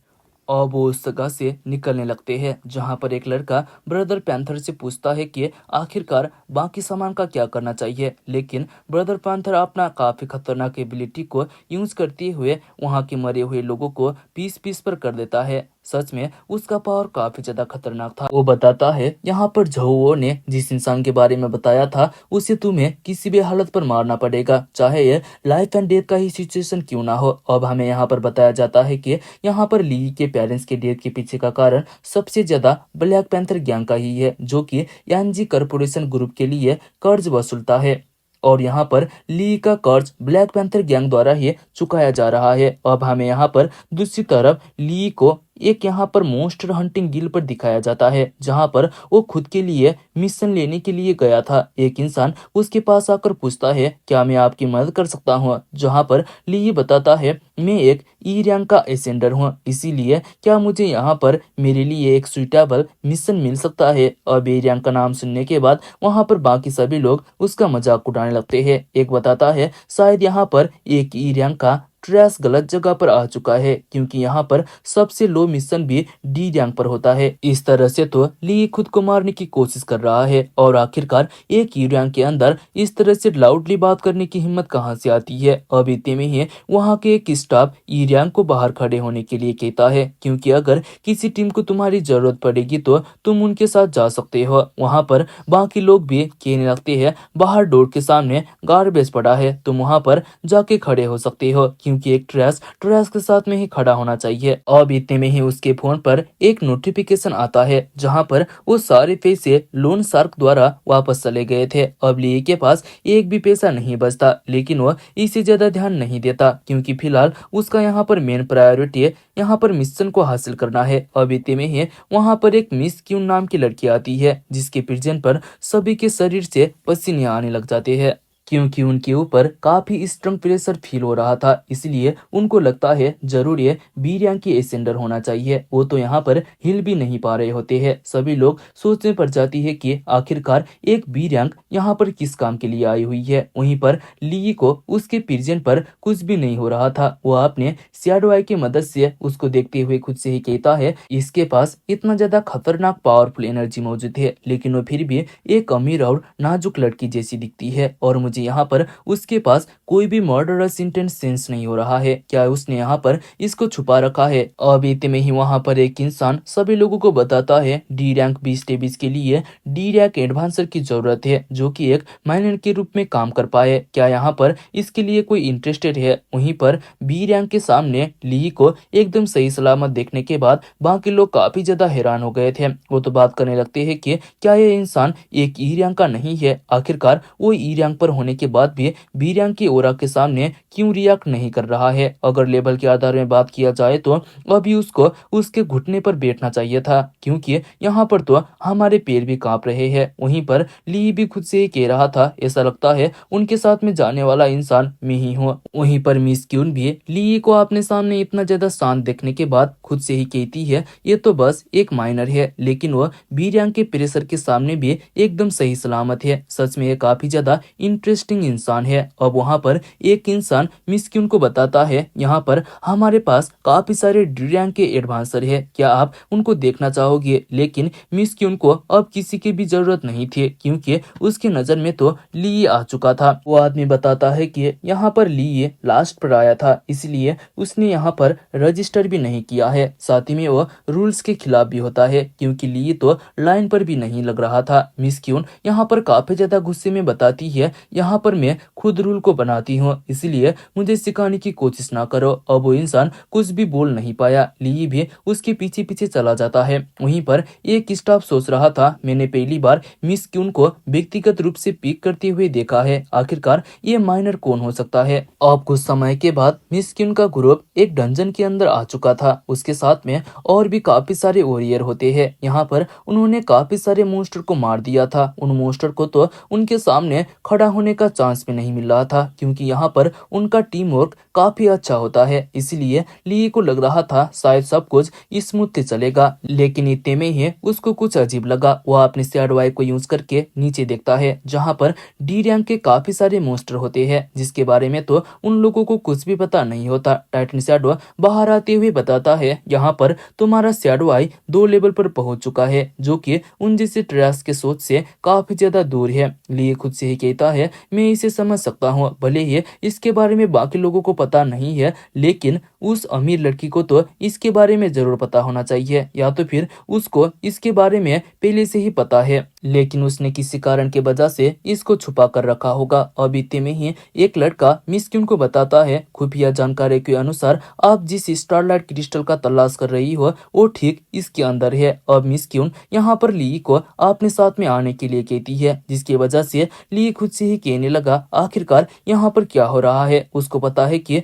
ये जगह सच में काफी ज्यादा डेंजरस है, लेकिन वो फिर भी एक माइनर को अपने साथ में ले जाना क्यों चाहती है? यहाँ पर इस जगह का ओरा और भी ज्यादा स्ट्रांग होते ही जा रहा है। क्या यह लड़की को यहाँ पर एक माइनर और अपने सरबंद के मौत से कुछ भी नहीं लगेगा, या तो फिर वो सोच रही है कि उसके पास वीर्यांग का पावर होने की वजह से वो सभी को सुरक्षित के साथ में प्रोटेक्ट कर सकती है। अब यहाँ पर आगे एक स्टेप रखते ही ली और मिस क्यून नीचे गिरने लगते हैं, जिसको देखने के बाद बाकी लोग मिस क्यून का चिंता लेने लगते हैं। वहीं पर वो दोनों नीचे लैंड हो जाते हैं, जहाँ पर उसके सामने एक डी रैंक का बीस्ट मैन मौजूद था, और साइज में वो काफी ज्यादा बड़ा भी होता है। साथ ही में वहाँ पर और भी काफी सारे बीस्ट होते हैं। अब यहाँ पर मिस क्यून अपने स्वord को बाहर निकालने लगती है, इसलिए ली को लगता है अब यहाँ पर फाइनली एक बी रैंक अपना पावर दिखाने वाली है। साथ ही में उसके बॉडी से एक बी रैंक का ओरा भी बाहर निकल रहा था, लेकिन अचानक से वो कुछ अजीब तरह से रिएक्ट करने लगती है। वो पीछे आते हुए ली को आगे जाकर फाइट करने के लिए कहती है, और वो खुद उसको कवर देगी, जहाँ पर ली काफी ज्यादा हैरान होते हुए बताता है, तुम्हें पता भी होना चाहिए कि मैं बस यहाँ पर एक माइनर हूँ। मिस क्यून वहीं पर बैठकर उसका हाथ पकड़ती हुए कहने लगती है, मुझे इससे कुछ भी फर्क नहीं पड़ता, तुम जल्दी जाकर उनके साथ में फाइट करो। ली ये बताता है, तुम एक बी रैंक होने के बाद भी मूव नहीं कर पा रही हो, तो आखिरकार तुम कैसे सोच सकती हो कि मैं एक ई रैंक होने के बाद इसको हैंडल कैसे कर पाऊंगा? साथ ही में वो सोच रहा था यहाँ पर मुझे माइनर का ओएजेस मिल जाएगा, इसलिए आखिरकार मैं अपने लाइफ को इस तरह से क्यों रिस्क पर डालूंगा। वहीं पर मिस क्यून तो डर के मारे रोने लग चुकी थी। वो बताती है, मैं यहाँ पर तुम्हें 1 मिलियन दूंगी, तुम जल्दी जाकर उन्हें खत्म कर दो। 1 मिलियन सुनने के बाद ली भी इसके लिए तैयार हो जाता है। उसने कहा, शायद इतने पैसों से मुझे ना चाहते हुए भी ये करना पड़ेगा। अब वो अपने शैडो डैगर को बाहर निकालते हुए उन मोस्टर के साथ में फाइट करने के लिए आगे जाने लगा। काफी सारे मोस्टर एक ही साथ में ली के ऊपर अटैक कर देते हैं। लिए यहाँ पर उनके साथ में फाइट करने के लिए पूरी तरह से तैयार था, लेकिन वो मोस्टर ली को इस तरह से इग्नोर करते हैं कि उसके सामने कुछ भी ना हो। अब सीधा जाकर मिस क्यून के ऊपर अटैक कर देते हैं। ली सोच रहा था अगर उसको कुछ हो जाएगा तो मेरे 1 मिलियन आखिरकार क्या होगा। अचानक से मिस क्यून के बॉडी से काफी खतरनाक ओरा बाहर निकल कर आता है, जिसके वजह से वो मोस्टर हीट होकर दूर जाकर गिरते हैं। वहीं पर ली खुद से ही कह रहा था, यहाँ पर इसके पास तो अभी भी कुछ मूव्स बचे हुए हैं, ऐसा लगता है यहाँ पर मैं इसके बारे में ज्यादा ही सोच रहा था। अब इतने में ही एक दूसरा मोस्टर ऊपर उछलते हुए सीधा मिस क्यून के ऊपर अटैक कर देता है। मिस क्यून उसके सामने कुछ भी नहीं कर पा रही थी, लेकिन इतने में ही लिए अपने स्वॉर्ड को बाहर निकालती हुए एक स्लैश अटैक करके वहां पर उस मोस्टर को पीछे फेंक देता है। मिस क्यून और भी अंदर जाते हुए बताती है, मैं इन मोस्टर को तुम्हारे लिए छोड़ रही हूँ। जो मोस्टर मिस क्यून का पीछा कर रहे थे, ली उन मोस्टर को काफी तेजी से खत्म करते हुए कहता है, तुम उसके साथ में कुछ भी नहीं कर सकते क्योंकि वो मेरे 1 मिलियन है। वहीं पर मिस क्यून थोड़ा अंदर जाने के बाद यहाँ पर लंबे सांस लेती हुई कहने लगती है, ऐसा लगता है अब हम यहाँ पर पूरी तरह से सुरक्षित है। लेकिन उसको पता नहीं था कि उसके ठीक पीछे भी एक मोस्टर है। वो पीछे यहाँ पर मुड़कर देखती है तो काफी ज्यादा हैरान हो जाती है। वो कहने लगती है, आखिरकार ये मोस्टर मुझसे क्यों नहीं डरते। वो मोस्टर सीधा मिस क्यून के ऊपर अटैक कर देता है। वहीं पर ली सोच रहा था उसके पास जरूर फाइट बैक करने का तरीका होना चाहिए, लेकिन वो इस तरह से क्यों डर रही है। सच में ये तो काफी ज्यादा स्ट्रेंज है। मिस क्यून अपने हाथ को ऊपर रखती है। उस मोस्टर ने उसके एक ब्रेसलेट पर अटैक कर दिया। वहां पर दोबारा कुछ एनर्जी रिलीज होता है, जिसके वजह से वो मोस्टर ली से भी पीछे जाकर गिरता है। वहीं पर उस मोस्टर का अटैक लगने की वजह से मिस क्यून का ब्रेसलेट भी टूट जाता है, जिसके अंदर से कुछ एनर्जी बाहर निकल रहा था। उसको देखने के बाद ली को पता चल जाता है कि यह तो एक प्रोटेक्टिव आइटम है। और मुझे ये मत बताना कि इससे पहले उसने जो अटैक किया था वो उसका एक्चुअल स्ट्रेंथ नहीं था। अब वो मिस क्यून से पूछता है, क्या तुम एक नॉन कमबैक टाइप के एसेंडर हुआ। ली के मुंह से ये सुनने के बाद मिस क्यून काफी ज्यादा हैरान होते हुए बताती है, जब हम इस जगह से बाहर जाएंगे तब तुम किसी को भी इस सीक्रेट के बारे में बिल्कुल भी मत बताना। ली को लगता है ये तो पैसा अर्न करने का एकदम बढ़िया मौका है, इसलिए वो कहता है तो फिर यहाँ पर और भी ज्यादा पैसे लगेंगे। अब उनके सामने और भी काफी सारे मोस्टर आ जाते हैं, जहाँ पर ली मिस क्यून से पूछता है, लेकिन यहाँ पर ये मोस्टर केवल तुम्हारे ऊपर ही अटैक क्यों कर रहे हैं। अब इतने में ही वो अपने शैडो आई को यहाँ पर एक्टिवेट करके ऊपर देखता है, जहाँ पर उनके साथ में आया हुआ एक लड़का बांसुरी बजाते हुए मोस्टर को कंट्रोल कर रहा था। ली सोचने लगा कि आखिरकार इससे पहले उसको इसके बारे में कैसे पता नहीं चला। यहाँ पर मिनोटार्स के एबनॉर्मल बिहेवियर के पीछे तो उस अजीब तरह का फ्लक्चुएशन का काम है। अब इतने में ही ली के पीछे एक मिनोटार्स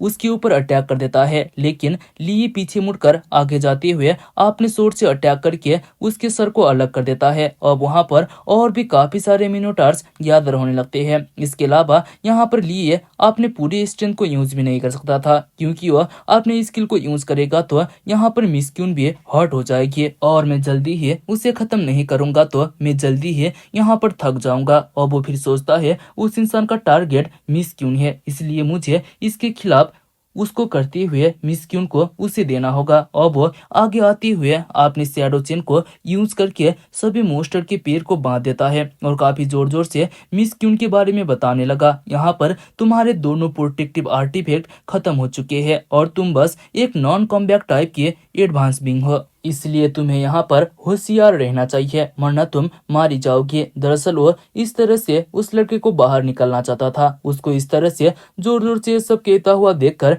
मिस क्यून कहने लगती है, आखिरकार तुम इतने जोर जोर से ये सब क्यों बता रहे हो। वहीं पर ये सब सुनने के बाद वो इंसान हंसते हुए खुद से ही कहता है, यहाँ पर बस एक माइनर ने ऑलमोस्ट मेरे सेटअप को खराब कर दिया था। अब उसके पास कोई भी प्रोटेक्टिव आइटम नहीं है, साथ ही में वो फायर भी नहीं कर सकती, इसलिए मुझे खुद जाकर उसको खत्म कर देना चाहिए। और वो ठीक मिस क्यून के पीछे ये पैर होकर अपने सोर्स से उसके ऊपर अटैक करते हुए खुद से ही कहता है, तुम यहाँ पर बस अपने पापा को ही इसके लिए ब्लेम कर सकती हो। उसे तो लग रहा था और वो यहाँ पर सक्सेस हो चुका है, लेकिन ली काफी तेजी से उसके पास आकर उसके एक हाथ को पूरी तरह से अलग कर देता है, जिसमें उसका स्वॉर्ड भी मौजूद था। वहां पर मिस क्यून भी थोड़ा हैरान हो जाती है। अब ली मिस क्यून को बताता है, यहाँ पर उसने तुम्हारे ऊपर अटैक करने के लिए यहाँ पर इंफ्रासाउंड को यूज करते हुए उन मिनो स्टार्स को कंट्रोल पर किया था, जिसका नाम ल्यूडेन होता है, जो कि डी रैंक का एक एसेंडर होता है। मिस क्यून उसके ऊपर चिल्लाने लगी, जहां पर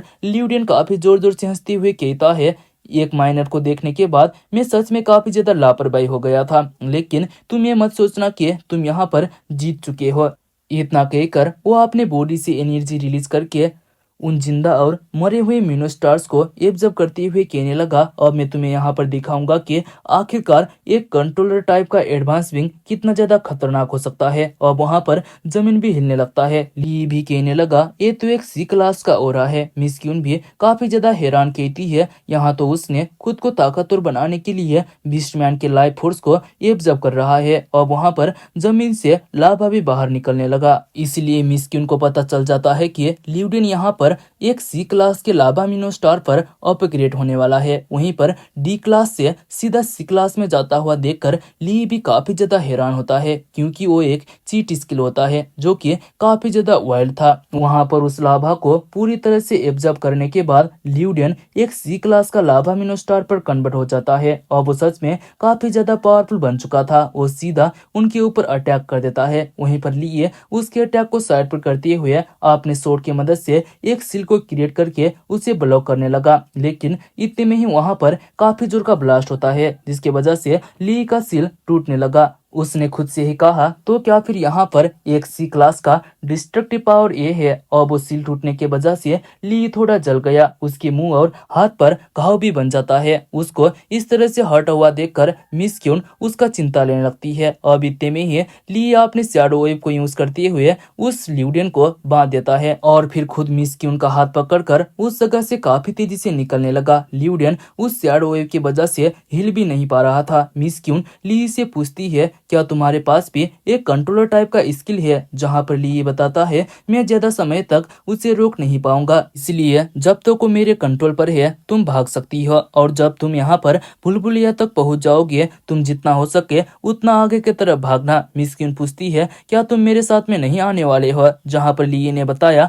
मैं यहाँ पर उसको यहाँ पर होल्ड करके रखता हूँ और तुम भागने का समय मिल जाएगा। एक माइनर को खुद के लिए ये सब करता हुआ देखकर मिस क्यून काफी ज्यादा हैरान होती है। ली ने कहा, तुम खुद को अच्छी तरह से छुपा लेना, मैं जल्दी ही तुम्हें ढूंढती हुए आ जाऊंगा। साथ ही में वह खुद से ही कह रहा होता है, क्योंकि तुम मेरे $1 मिलियन हो, आखिरकार मैं तुमको इतनी आसानी से कैसे छोड़ सकता हूँ।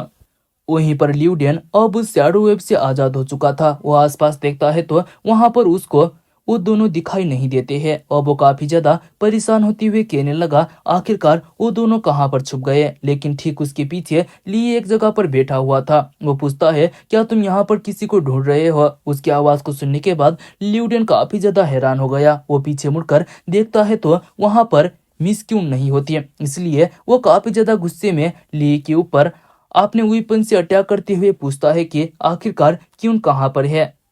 उसका अटैक सच में काफी ज्यादा पावरफुल होता है, लेकिन ली उसके अटैक से बचते हुए काफी तेजी से उसके पीछे आकर कहता है, तुम खुद इसको गेस कर सकते हो। उसको इतना ज्यादा तेज देखने के बाद ल्यूडेन और भी ज्यादा हैरान हो गया। इतने में ही ली अपने सोर्ड से उसके ऊपर स्लैश अटैक करता है, लेकिन ल्यूडेन को कुछ भी नहीं होता, क्योंकि वो स्टोन से बना होता है। ली काफी ज्यादा हैरान होते हुए खुद से ही कहता है, यहाँ पर तो एक क्रैक भी नहीं आया, क्या ये टूट सकता है। ल्यूडेन काफी जोर जोर से हंसते हुए कहता है, ऐसा लगता है तुम एक पागल हो जो कि स्टोन के ऊपर अपने सोर्ड से अटैक कर रहे हो। उसने दोबारा ली के ऊपर अटैक कर देता है। वहां पर काफी जोर का धमाका हुआ। ली उस जगह से भागते हुए कहता है, यहाँ पर सच में काफी ज्यादा लावा है, इसलिए उसके साथ में फाइट करने में काफी ज्यादा मुश्किल होगा। यहाँ पर मुझे उसको ओपन स्पेस पर लाना चाहिए, जहाँ पर मैं उसके साथ में अच्छी तरह से फाइट कर पाऊंगा। वहीं पर ल्यूडेन भी उसके पीछे पीछे भागते हुए कह रहा होता है, आखिरकार तुम एक चूहे की तरह कहां पर भाग रहे हो। क्या तुम केवल इस तरह से भागने के अलावा कुछ भी नहीं करना जानते हैं। लेकिन इतने में ही लिए अचानक से रुक गया। वह अपनी चैडवाई को एक्टिवेट करते हुए खुद से ही कहता है, इससे कुछ भी फर्क नहीं पड़ता कि वो कितना ज्यादा स्ट्रांग है, लेकिन इसका भी यहाँ पर जरूर एक वीक पॉइंट होना चाहिए। वह अपने शैडो आई से उसे देखने लगा। वहीं पर ल्यूडेन काफी तेजी से उसके तरफ आते हुए कह रहा था, पहले मैं यहाँ पर तुम्हें खत्म करूंगा और उसके बाद उसको ढूंढकर उसे भी खत्म कर दूंगा। वो ली के ऊपर अटैक कर देता है। साथ ही में उसके अटैक से यहाँ पर लावा भी बाहर निकल रहा था। ली साइड पर होके उसके अटैक से बच जाता है। साथ ही में उसको यहाँ पर उसका वीक पॉइंट भी मिल गया था, जो कि उसका सर होता है। अब वीक पॉइंट के बारे में पता चलने के बाद ली काफी तेजी से पीछे जाकर उसके ऊपर अटैक करने लगा, लेकिन ल्यूडेन को पहले ही उसके बारे में पता चल चुका था। इसलिए वो ली के ऊपर अटैक करते हुए कहता है, क्या तुम सोच रहे हो कि मुझे नहीं पता कि तुम क्या सोच रहे हो? यहाँ पर तुम्हारा सारा चालाकी बेकार है। यहाँ पर इस बार ली को उसका अटैक लग चुका था, इसलिए वो दीवार पर जाके टकराता है और उसे तो भरोसा ही नहीं हो रहा था कि आखिरकार एक सी रैंक इतना ज्यादा पावरफुल कैसे हो सकता है। ल्यूडेन काफी तेजी से आकर उसके ऊपर अटैक करते हुए कहता है, अब मैं देखूंगा कि आखिरकार तुम कहां पर भाग पाओगे। लिए आपने शैडो डैगर को बाहर निकालते हुए खुद से ही कहता है, मुझे यहाँ पर एकदम सही समय का इंतजार करना पड़ेगा। लिए उस जगह से ना भागकर आपने शैडो डैगर से स्लैश अटैक करता हुआ देखकर ल्यूडेन बताता है, क्या तुम यहाँ पर मरना चाहते हो? इतना कहकर वो अपने वेपन से अटैक करते हुए बताता है, ये सब कुछ यूजलेस है क्योंकि ये मेटल बस मुझे गुदगुदी लगा सकता है। वहीं पर लिए उसके अटैक से बचते हुए सोच रहा था, वो दूसरी बार मेरे ऊपर अटैक करेगा, उससे पहले ही मुझे यहाँ पर उसे खत्म करना पड़ेगा। वो काफी तेजी से यहाँ पर ल्यूडेन के पीछे जाकर उसके सर पर अटैक करने लगा, लेकिन अचानक से काफी ज्यादा यहाँ पर वो हैरान हो जाता है। उसके पीछे जो लावा था उससे काफी ज्यादा हॉट एनर्जी बाहर निकलने लगा, यहाँ तक कि उसने ली के शैडो एनर्जी को भी ब्लॉक कर दिया था। वो उससे हिट होकर पीछे आता है। उसने बताया, मैंने जितने सोचा था तुम तो उससे भी ज्यादा स्मार्ट हो, क्योंकि उसको पता था कि आपने वीक पॉइंट को किस तरह से प्रोटेक्ट किया जाता है। ल्यूडेन पीछे मुड़ते हुए कहता है, मुझे नहीं पता कि तुमने ये कैसे किया, लेकिन तुम्हें यहाँ पर मेरे वीकनेस के बारे में पता चल चुका है। लेकिन पता होने से कुछ भी नहीं होता, क्योंकि इस वीक पॉइंट पर 2000 डिग्री सेल्सियस से भी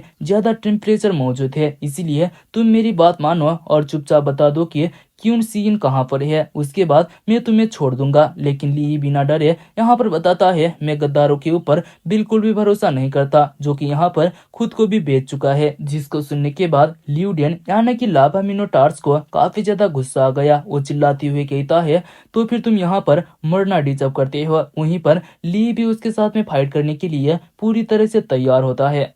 तो दोस्तों, आज का एपिसोड यहीं पर खत्म हो जाता है। मतलब जितने भी एपिसोड आए हैं ना अभी तक चैप्टर, उसको मैंने कवर कर रखा है। जल्दी और भी सारे चैप्टर आ जाएंगे और हम डाल दिया करेंगे। तो डोंट वरी गाइज, वीडियो जल्दी आएंगे। तब तक के लिए हमारे चैनल को सब्सक्राइब करना। बाकी मिलते हैं नेक्स्ट एपिसोड में, तब तक के लिए बाय बाय। और दूसरी चीज को भी देख लो यार, उसका दूसरा पार्ट भी जल्दी आने वाला है, तो उसको भी देख लेना। बहुत अच्छा है। पहले पहले तो तुमको अच्छा नहीं लगेगा वो सीरीज, बाद में बहुत ज्यादा बढ़िया है। मतलब रिवेंज लेगा ना हीरो, मतलब बढ़िया है भाई वो भी। तो जाकर देख लेना और मिलते हैं नेक्स्ट एपिसोड में। तब तक के लिए बाय बाय। पिछले पार्ट पर हमने देखा कि एक ल्यूडेन नाम का लड़का डंजन के अंदर मिस्क्यून को मारने की कोशिश कर रहा था। इसलिए ली और ल्यूडेन के बीच में फाइट चालू हो जाता है, जहां पर ल्यूडेन एक सी लेवल का लावा मिनोटार में ट्रांसफॉर्म हो जाता है, जिसके वजह से ल्यूडेन के सामने ली कमजोर पड़ने लगा, क्योंकि उसका शैडो पावर भी उसके ऊपर काम नहीं कर रहा था। अब ल्यूडेन काफी ज्यादा गुस्से में ली के ऊपर अपने एक्सेस से अटैक कर देता है, लेकिन ली भी काफी तेजी से उसके अटैक को डॉज करते हुए अपने शैडो फॉर्म चेन ब्लेड से उसके ऊपर अटैक कर देता है। ल्यूडेन ने उसके अटैक को डॉज कर दिया। ली बताता है, यहाँ पर तुम भी अटैक को डॉज करने के अलावा कुछ भी नहीं कर सकते, इसलिए अब यहाँ पर अटैक करने की बारी मेरी है। इतना कहकर वो अपने रोप डार्ट से उसके पिछले साइड पर अटैक कर देता है, लेकिन यहाँ पर उसका यहाँ पर टेम्परेचर काफी ज्यादा हाई होने की वजह से ली के सारे अटैक वहां पर मेल्ट हो जाते हैं, जो कि सच में काफी ज्यादा ट्रिकी था। अब ल्यूडेन काफी जोर जोर से हंसते हुए अपने हथियार से उसके ऊपर अटैक करता है। ली ऊपर उछलकर उसके अटैक से बच गया, लेकिन उसका वेपन जमीन पर जाकर टकराता है, जिसके वजह से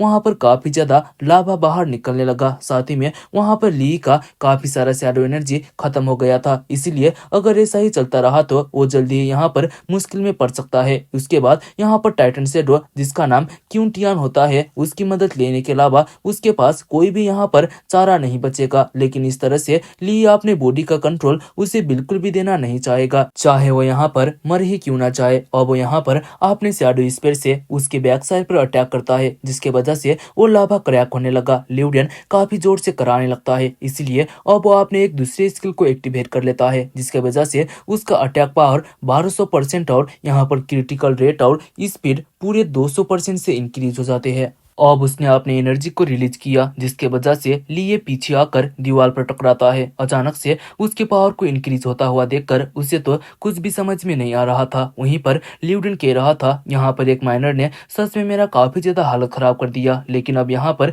एक खत्म होने वाला है। वहीं पर लिए उसके अटैक के वजह से काफी ज्यादा थक चुका था, लेकिन अब वो यहाँ पर अपने पावर को रिलीज करता है। लेकिन अब यहाँ पर उसका शैडो एनर्जी पहले से काफी ज्यादा स्ट्रॉन्ग बन चुका था। उसके बॉडी से शैडो एनर्जी बाहर निकलने लगता है। वो काफी ज्यादा हैरान हो जाता है। इतने में ही टाइटन शैडो बाहर निकलते हुए उसको बताता है, ये एनर्जी हमेशा तुम्हारे बॉडी के अंदर ही था, लेकिन तुम्हारा बॉडी आज से पहले कभी भी इतना ज्यादा हीट नहीं हुआ था, इसीलिए अब तक वो एनर्जी बाहर नहीं आ पाया। और इसको यहाँ पर किसको पता था कि तुम यहाँ पर अपनी शैडो एनर्जी के न्यू फॉर्म को यहाँ पर अनलॉक कर पाओगे। उस शैडो एनर्जी की मदद से यहाँ पर ली के सारे इंजरीज हील हो जाते हैं, क्योंकि यहाँ पर उसने शैडो एनहांसमेंट एबिलिटी को अवेकन कर लिया था, जो कि बिगिनर लेवल पर होता है। टाइटन शैडो बताता है, ये तो बस शुरुआत है, तुम देखते जाओ कि आगे क्या क्या होता है। वहीं पर ली को इतना जल्दी हील होता हुआ देखकर ल्यूडेन काफी ज्यादा हैरान हो गया। वो खुद से कहने लगता है, आखिरकार वो अपने घाव को इतनी तेजी से कैसे हील कर सकता है। साथ ही में यहाँ पर उसका पावर भी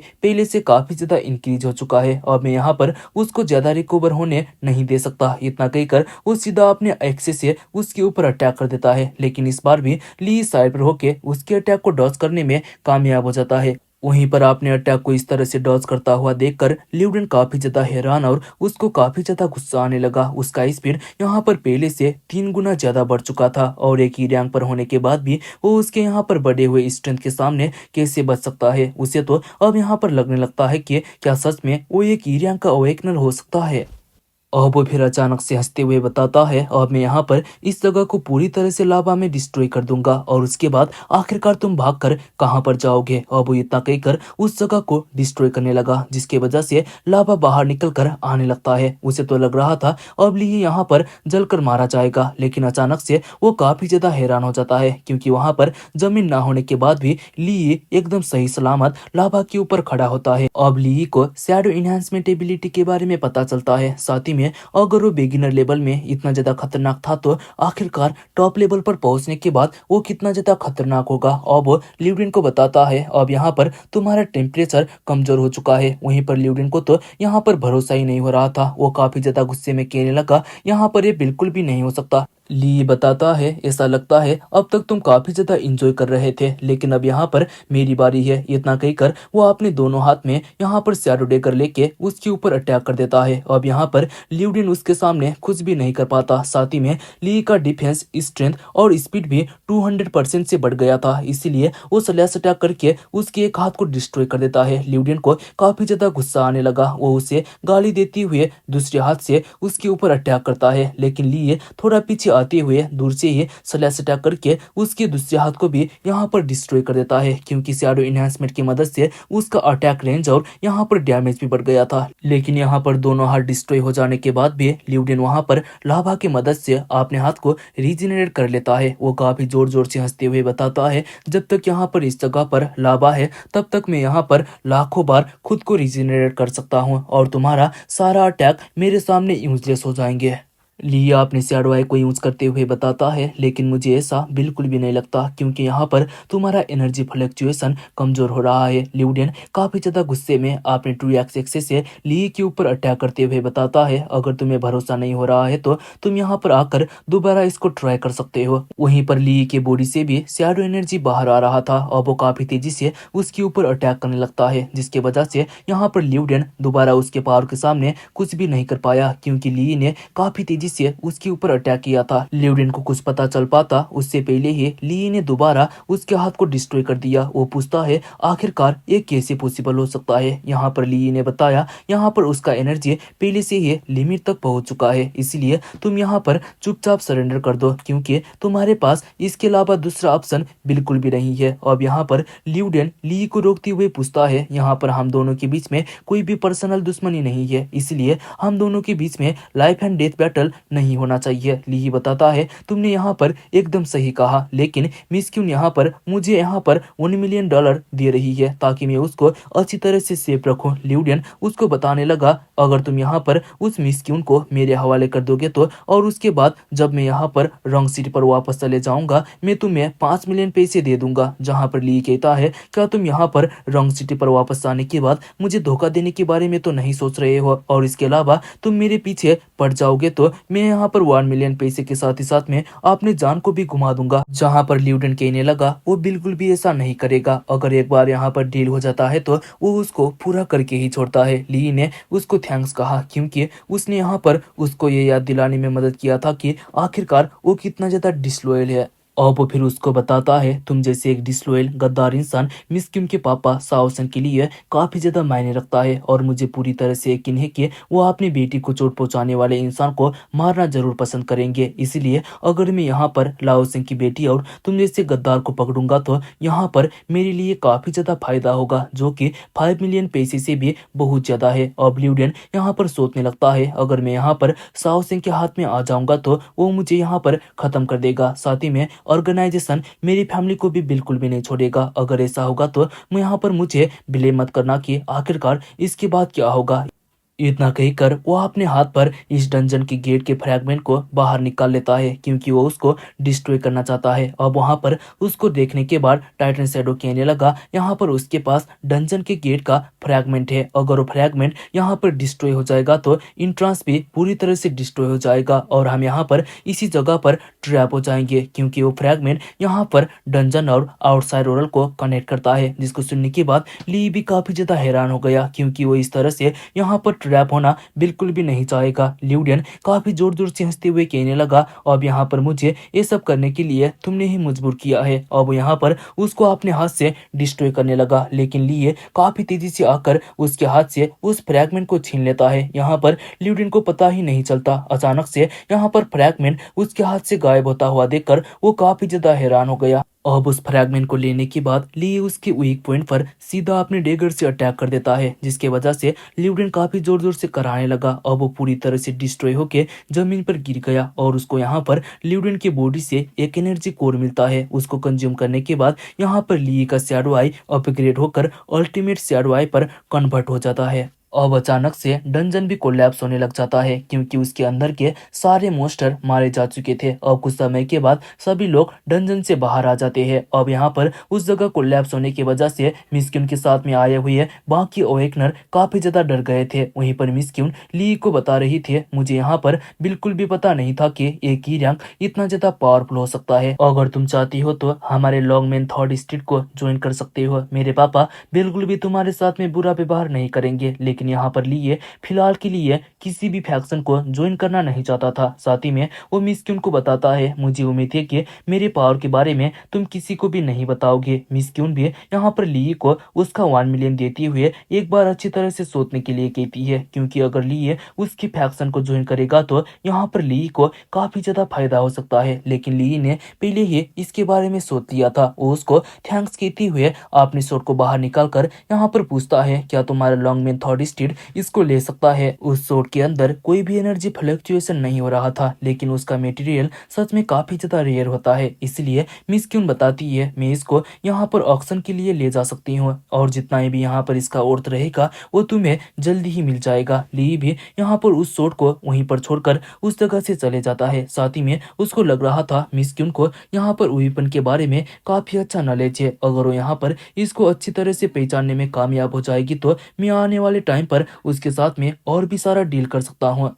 अब वो थोड़ी देर के बाद अपने रूम पर आके उस फ्रैगमेंट को देख रहा था जो कि उसे उस डंजन से मिला होता है, लेकिन उसे समझ में नहीं आ रहा था कि इसको किस काम के लिए यूज किया जाता है। लेकिन टाइटन शैडो बताता है अगर तुम्हारे पास इस तरह के काफी सारे फ्रैगमेंट्स होंगे तो यहाँ पर मैं तुम्हारे लेवल को या रैंक से भी ज्यादा बढ़ा सकता हूँ।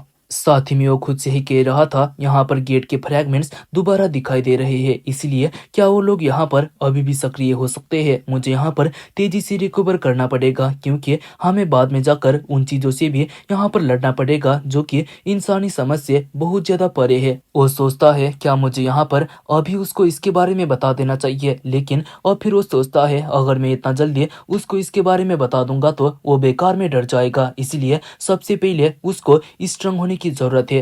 अब वो यहाँ पर किसके बारे में बात कर रहा है वो तो हमें आने वाले टाइम पर ही पता चलने वाला है। और फिर हम थोड़ी देर के बाद एनजी ग्रुप के एक ई रैंक रेड जोन को देखते हैं, जो कि माइनिंग एक्सीडेंट की वजह से फिलहाल के लिए बंद होता है। और वहां पर कुछ बी रैंक और सी रैंक वाले अवेकनर उस गेट को गार्ड कर रहे थे। वहीं पर लिए उसके अंदर जाके अपने पेरेंट्स के बारे में पता करना चाहता था, लेकिन यहाँ पर उतने सारे अवेकनर को देखने के बाद उसे लगता है वो यहाँ पर अपने करंट स्ट्रेंथ के साथ में सच्चाई के बारे में पता नहीं कर सकता। टाइटन शैडो पूछता है ये तो बस एक ई रैंक का रेड जोन है और इसके अंदर किस तरह की चीजें वो इन्वेस्टिगेशन करना चाहता है। ली ने बताया यहाँ पर इसके पीछे उसके माँ बाप की मौत का सच्चाई छुप रखा है। अब कहानी जाता है पास्ट पर, जहाँ पर उसके पेरेंट्स मरने की वजह से यहाँ पर एनजी कॉर्पोरेशन के कुछ लोग उसको 2 लाख रुपए दे रहे थे, क्योंकि यहाँ पर एग्रीमेंट के फॉर्म में ऐसा ही लिखा गया था। लेकिन यहाँ पर लिए कुछ भी नहीं बोलता। एक इंसान पूछता है क्या तुम्हारे लिए ये पैसे कम लग रहे हैं, जहाँ पर ली ने बताया वो यहाँ पर उन पैसों का क्या करेगा, उसे तो बस यहाँ पर सच्चाई चाहिए। अब वो इंसान काफी ज्यादा गुस्से में कहने लगा यहाँ पर एक्सीडेंट की वजह से ही तुम्हारे पेरेंट्स का डेथ हुआ था, लेकिन ली यहाँ पर ऐसा बिल्कुल भी नहीं मानता, क्योंकि उसके माँ बाप दोनों सी रैंक के ओएकनर होते हैं। वो आखिरकार एक्सीडेंट की वजह से कैसे मर सकते हैं। उसे लग रहा था उसके पेरेंट्स अभी भी जिंदा होना चाहिए, इसलिए वो उनको यहाँ पर ढूंढना चाहता है। एक दूसरा इंसान उसके कॉलर को पकड़ते हुए बताता है ये सब रेड जोन की वजह से हुआ था और यहाँ पर सी रैंक वाले कोई इमोर्टल नहीं होते, लेकिन ली इतना ज्यादा पागल भी नहीं होता, क्योंकि वो तो बस एक ई रैंक का रेड जोन होता है। आखिरकार सी रैंक वाले अवेकनर उसके अंदर किस तरह से मर सकते हैं। अगर उनके ऊपर मोन्स्टर भी अटैक करेंगे तो तब भी वहां पर काफी आसानी से वो बाहर आ सकते हैं। यहाँ पर अब ली को देखने के बाद काफी ज्यादा उसको गुस्सा आ गया। वो कहता है क्या तुम यहाँ पर पैसे के लिए हमारे ऊपर स्कैम करना चाहते हो। इतना कहकर वो उसको पीटने के लिए तैयार हो जाता है, लेकिन इतने में ही वहां पर यानजी ग्रुप का चेयरमैन निंगडोंग हाओ आकर उनको बताता है मैंने यहाँ पर तुम लोगों को विक्टिम को अच्छी तरह से संभालने के लिए कहा था और तुम यहाँ पर क्या कर रहे हो। अब वो यहाँ पर ली के पास जाकर उसको पैसे देते हुए काफी प्यार से कहने लगा हालांकि ये पैसे अभी के लिए बहुत ज्यादा कम है, लेकिन ये तुम्हारे यहाँ पर करंट सिचुएशन को बदलने में थोड़ा मदद कर सकते हैं। लेकिन यहाँ पर ली को पैसे से कोई भी मतलब नहीं था, वो तो बस सच्चाई जानना चाहता है। जहां पर डोंग हाओ ने कहा वो अच्छी तरह से इसके बारे में इन्वेस्टिगेशन करेगा। यहाँ पर चेयरमैन के ऊपर भरोसा करते हुए लिए उस जगह से वापस आ गया, क्योंकि उसे लग रहा था जल्दी ही उसके सामने उसके पेरेंट्स का मौत का कारण बाहर निकल कर आएगा। लेकिन यहाँ पर मैंने एकदम गलत सोच रखा था, क्योंकि उन्होंने इसके अलावा मेरे सर के ऊपर मल्टी मिलियन कंपनसेशन बिल को रख दिया। यहाँ पर टाइटन शैडो कहता है इससे कुछ भी फर्क नहीं पड़ता कि आखिरकार तुम किस तरह के रेस से बिलोंग करते हो, लेकिन अगर तुम्हारे पास पावर नहीं होता है तो तुम कुछ भी नहीं कर सकते। इसलिए यहाँ पर तुम पागलों की तरह उन्हें देखने के अलावा बाकी डंजन के अंदर जाके यहाँ पर बाकी फ्रैगमेंट को ढूंढ सकते हो। अगर यहाँ पर तुम्हारे पास काफी ज्यादा पावर होगा तो सच्चाई तुम्हारे सामने खुद चलकर आ जाएगा। अब यहाँ पर लिए आपने मन के अंदर ही कहने लगा क्या वो यहाँ पर सोच रहा है कि अभी भी उसको ये कहने की जरूरत है, और क्या यहाँ पर उसका शैडो एनर्जी नहीं होता तो मैं एक अवेकनर नहीं होता। पहले तो वो यहाँ पर मेरी बॉडी पर कब्जा करना चाहता था, लेकिन अब यहाँ पर मुझे लेवल अप करने में मदद कर रहा है। आखिरकार वो किस तरह का इंसान है मैं यहाँ पर क्या समझू, क्या वो यहाँ पर एक अच्छा इंसान है या तो फिर खराब इंसान है। वहीं पर टाइटन शैडो भी उसके अंदर की बात को सुन सकता था। वो अपने बारे में ये सब सुनकर यहाँ पर परेशान हो जाता है। उसने कहा अगर मुझे तुम्हारे अंदर एक भी पोटेंशियल दिखाई नहीं देता तो मैं बिल्कुल भी यहाँ पर तुम्हारी बॉडी पर आके तुम्हें परेशान नहीं करता। वो तो ली की बातों से पूरा पागल हो गया था। ली उसको देखने के बाद कहने लगता है मैंने तो यहाँ पर कुछ भी नहीं कहा है, आखिरकार वो इस तरह से कैसे पागल हो सकता है। अब दोबारा वो खुद से ही कहने लगा हम यहाँ पर देख सकते हैं कि वो दोबारा पागल हो चुका है, क्या उसको ठीक करने के लिए कुछ मेडिसिन हो सकता है। यहाँ पर टाइटन शैडो का उसने हालत खराब कर दिया था। अब इतने में ही उसके यहाँ पर फोन पर एक मिशन के लिए यहाँ पर इन्वाइट आता है, इसलिए अब वो कुछ समय के बाद केमिकल सेक्टर पर पहुंच जाता है, जहाँ पर एक डी रैंक का पर डंजन का गेट मौजूद था। वहां पर एक इंसान उससे पूछता है, आखिरकार तुम्हें इतना ज्यादा टाइम कैसे लगा? जहां पर ली ने कहा क्योंकि वह काफी ज्यादा दूर था इसलिए उसको आने में देरी हो गई। वहीं पर ली देखता है अंकल हाओ भी इस मिशन के लिए जा रहे हैं। अब अंकल हाओ कहने लगते हैं, अब तुम यहाँ पर पहले से बड़े हो चुके हो और इसके अलावा तुम्हारे पेरेंट्स का एक्सीडेंट हुआ पूरा 5 साल हो चुका है और यहाँ पर तब से मैंने तुम्हें नहीं देखा था। वहीं पर कुछ सीरिया के अवेकनर ली का मजाक उड़ाने लगते हैं क्योंकि उन्हें तो लग रहा था वो किसी हाई लेवल वाले इंसान का इंतजार कर रहे होंगे, लेकिन उन्होंने ये नहीं सोच रखा था कि वो तो बस एक माइनर होगा। जहाँ पर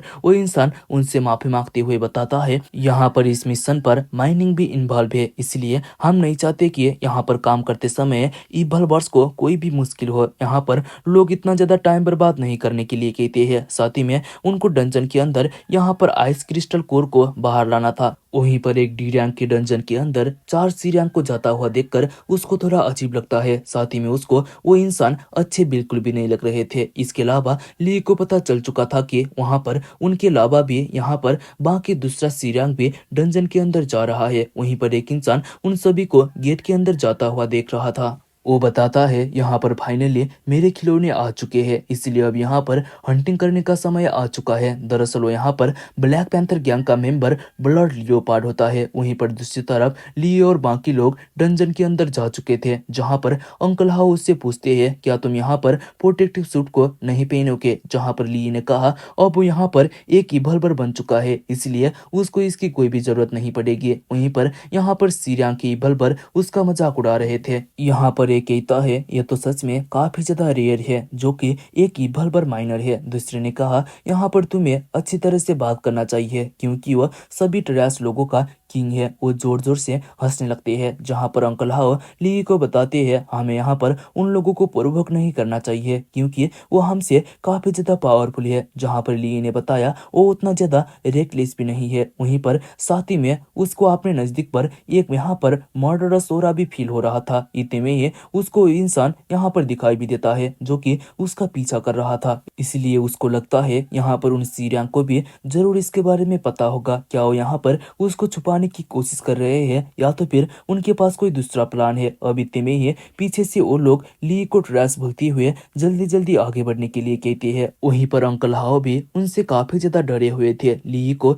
ये सही मौका लगता है इसको पता करने का कि आखिरकार इसके पीछे क्या चल रहा है, इसलिए अब वो अंकल हाओ के हाथ को पकड़कर काफी तेजी से उस जगह से आगे चला गया। वहीं पर उसको इतना ज्यादा तेज देखने के बाद वो लोग भी काफी ज्यादा हैरान होते हैं। एक उसको वहीं पर रुकने के लिए बोलता है, लेकिन दूसरे ने कहा अगर वो यहाँ पर मर जाएंगे तब भी हमारे लिए काफी ज्यादा बढ़िया रहेगा। वहीं पर एक पेड़ के ऊपर ब्रदर लियोपार्ड सोच रहा था, यहाँ पर इनमें से 3 लोग छुप चुके हैं, इसलिए क्या उनको यहाँ पर मेरे बारे में पता चल चुका है? लेकिन उसको ये काफी ज्यादा अच्छा लगता है क्योंकि अगर उनको उसके बारे में पता चल गया होगा तो यहाँ पर एक गेम और भी ज्यादा इंटरेस्टिंग हो जाएगा। अब अचानक से वहां पर उन लोगों को लगने लगता है शुरू से ही उनका कोई पीछा कर रहा है, लेकिन दूसरा बताता है यहाँ पर घबराने की कोई भी जरूरत नहीं है क्योंकि ये बस एक डी रैंक का डंजन है, इसीलिए यहाँ पर कोई भी हमें यहाँ पर कुछ भी नहीं कर सकता। लेकिन यहाँ पर एक दूसरी लड़की को भी ऐसा ही फील हो रहा था। वो पीछे मुड़कर यहाँ पर देखते हैं तो उनका एक साथी भी वहां पर नहीं होता। अचानक से वो काफी ज्यादा हैरान हो जाते हैं क्योंकि वहां पर लियोपार्ड आकर उनके एक साथी को पकड़ लिया था। वो हंसते हुए बताता है, अभी तो यहाँ पर खेल शुरू हुआ है और क्या तुम इसको इतना जल्दी छोड़कर भागना चाहते हो? वहां पर उसको देखने के बाद वो लोग काफी ज्यादा हैरान हो जाते हैं। वो डरते हुए कहने लगते हैं, हम यहाँ पर अच्छी तरीके से बात कर सकते हैं, तुम बस हमारे भाई को छोड़ दो। वहीं पर दूसरा लड़का मदद मांग रहा था। ब्लड लियोपार्ड बताता है, यहाँ पर अब हमारे बीच में कोई भी बातचीत नहीं होगा क्योंकि तुम तीनों ने यहाँ पर बार बार ब्लैक पैंथर गैंग के साथ में पंगा ले रखा है। इतना कहकर वो उस लड़के को खत्म कर देता है। यहाँ पर वो इतना ज्यादा खतरनाक था कि उसने यहाँ पर उसके बॉडी को पूरे अलग अलग कर दिया था और वो यहाँ पर दोनों काफी ज्यादा डर जाते हैं और एक लड़का काफी ज्यादा गुस्से में उसके ऊपर अटैक करने के लिए आगे बढ़ा। हालांकि उसका यहाँ पर दूसरा साथी उसे रोक रहा था। ब्लड लियोपार्ड दोबारा उसको भी यहाँ पर हवा पर ही खत्म कर देता है। उसने कहा, क्या तुम यहाँ पर सोच रहे हो कि तुम मेरे साथ में यहाँ पर फाइट बैक कर सकते हो? यहाँ पर वो कोई इंसान ना होकर एक मोस्टर होता है और वो यहाँ पर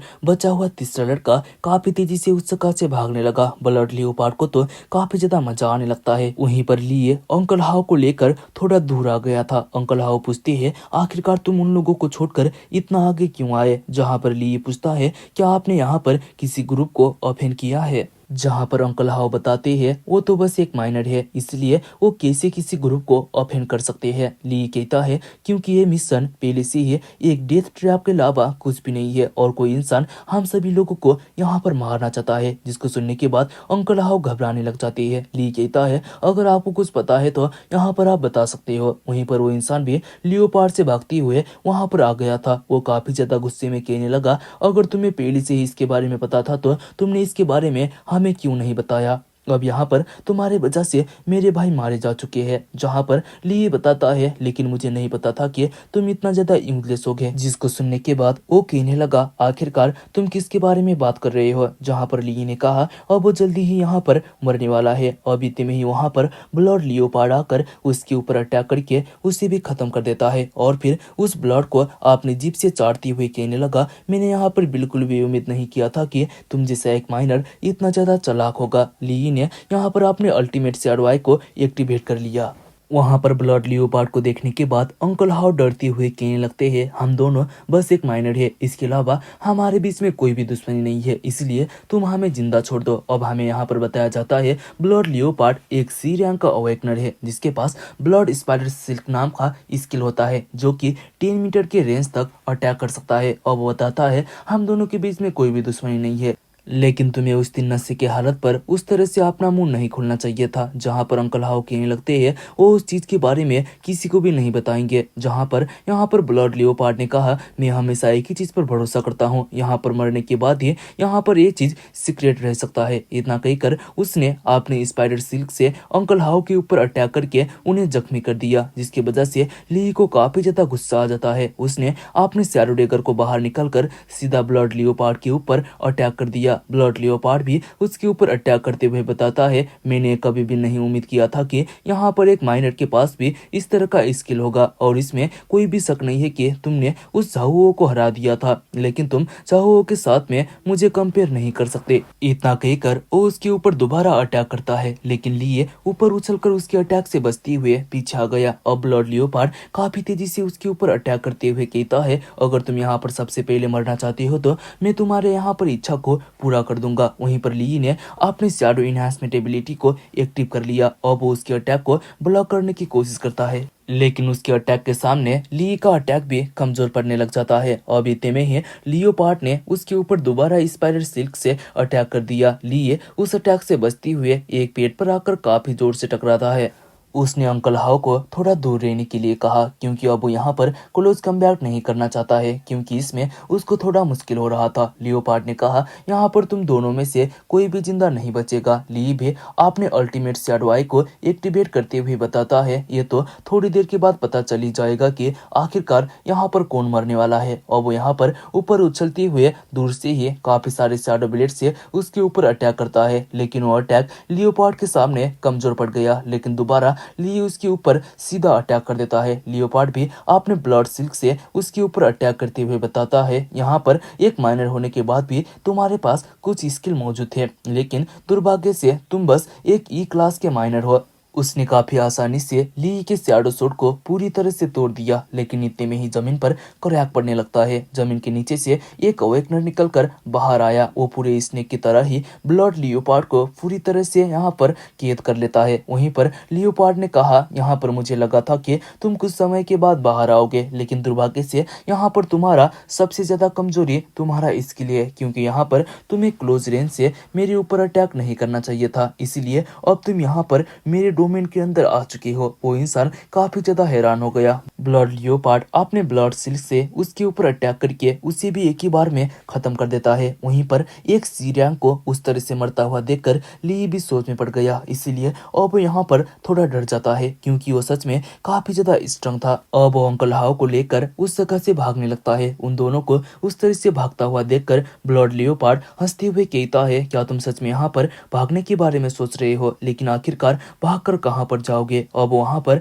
यहाँ पर भागते हुए एक जगह पर पहुंच चुके थे जहां पर ली अंकल हाउ के घाव पर पट्टी लगा रहा था। उसने कहा, अगर यहाँ पर ये रात कट जाएगा तो वो इस जगह से बचकर भाग सकता है। अंकल हाउ ने ली को अकेले भाग जाने के लिए कहा, क्योंकि यहाँ पर ली उनकी वजह से बेकार में मारा जाएगा। अब ली उनसे पूछता है, आखिरकार आपने यहाँ पर क्या किया था जिसके वजह से ब्लड लियोपार्ड आपको इस तरह से मारना चाहता है। यहाँ पर अंकल हाउ थोड़ी देर तक शांत रहने के बाद बताते हैं, क्योंकि यहाँ पर उनको ली के पेरेंट्स का मौत का कारण पता चल चुका है। जिसको सुनने के बाद ली भी थोड़ी देर के लिए हैरान हो गया और फिर वो अंकल हाउ को जल्दी इसके बारे में बताने के लिए कहता है। अंकल हाउ को पहले तो इस बात पर पूरी तरह से यकीन नहीं था, लेकिन जब यहाँ पर ब्लड लियोपार्ड उसको मारने के लिए आया तो उसे पूरी तरह से कंफर्म हो जाता है कि इसके अंदर सिहाओ इन्वॉल्व है। यहाँ पर माइनिंग एक्सीडेंट होने के कुछ साल पहले तुम्हारे पापा ने मुझे बताया था कि सिहाओ माइन के अंदर किसी खतरनाक एक्सपेरिमेंट को कर रहा है और उसके कुछ दिन के बाद उन दोनों का यहाँ पर मौत हो जाता है।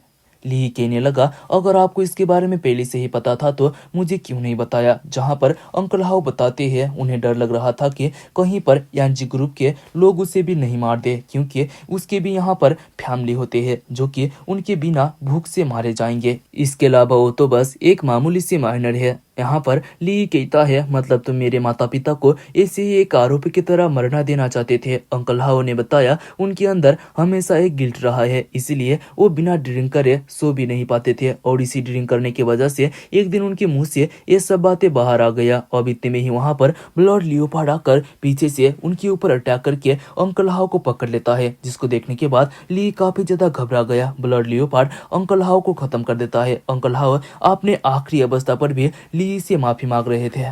ब्लड लियोपार्ड हंसते हुए कहने लगा, मुझे यहाँ पर तुम्हारा चेहरा जाना पहचाना सा लग रहा था। सच में तुम तो यहाँ पर उन दो सीरिया के बेटे निकले। लिए काफी तेजी से उसके ऊपर अटैक करते हुए बताता है, तो फिर यहाँ पर मैं तुम्हें यहाँ पर खत्म करके जल्दी ही उनके पास भेज दूंगा। दोनों यहाँ पर एक दूसरे के ऊपर अटैक करने लगते हैं, लेकिन लिए उसके सामने कमजोर पड़ने लगा। वो थोड़ा पीछे आ जाता है, लेकिन उसके बॉडी पर काफी सारा कट लग चुका था। यहाँ पर उसके शरीर से खून निकलने लगता है। अब लिए यहाँ पर एक शॉट को निकालकर उसके ऊपर अटैक करने लगता है, क्योंकि अटैक करते समय उसका डिफेंस थोड़ा कमजोर हो जाता है और उसके बारे में ली को पता चल गया था। वो उन ब्लड सील को तोड़ते हुए यहाँ पर ब्लड लियोपार्ड को थोड़ा पीछे धकेल देता है, लेकिन ली यहाँ पर काफी ज्यादा थक चुका था और उसका एक बाजू भी पूरी तरह से कट गया था। यहाँ पर वो अपने लिमिट तक पहुंच चुका होता है। उसके पास फाइट करने के लिए यहाँ पर एक भी ताकत नहीं बचता। ब्लड लियोपार्ड कहने लगता है, तुमने तो यहाँ पर मुझे डरा ही दिया था। अगर तुम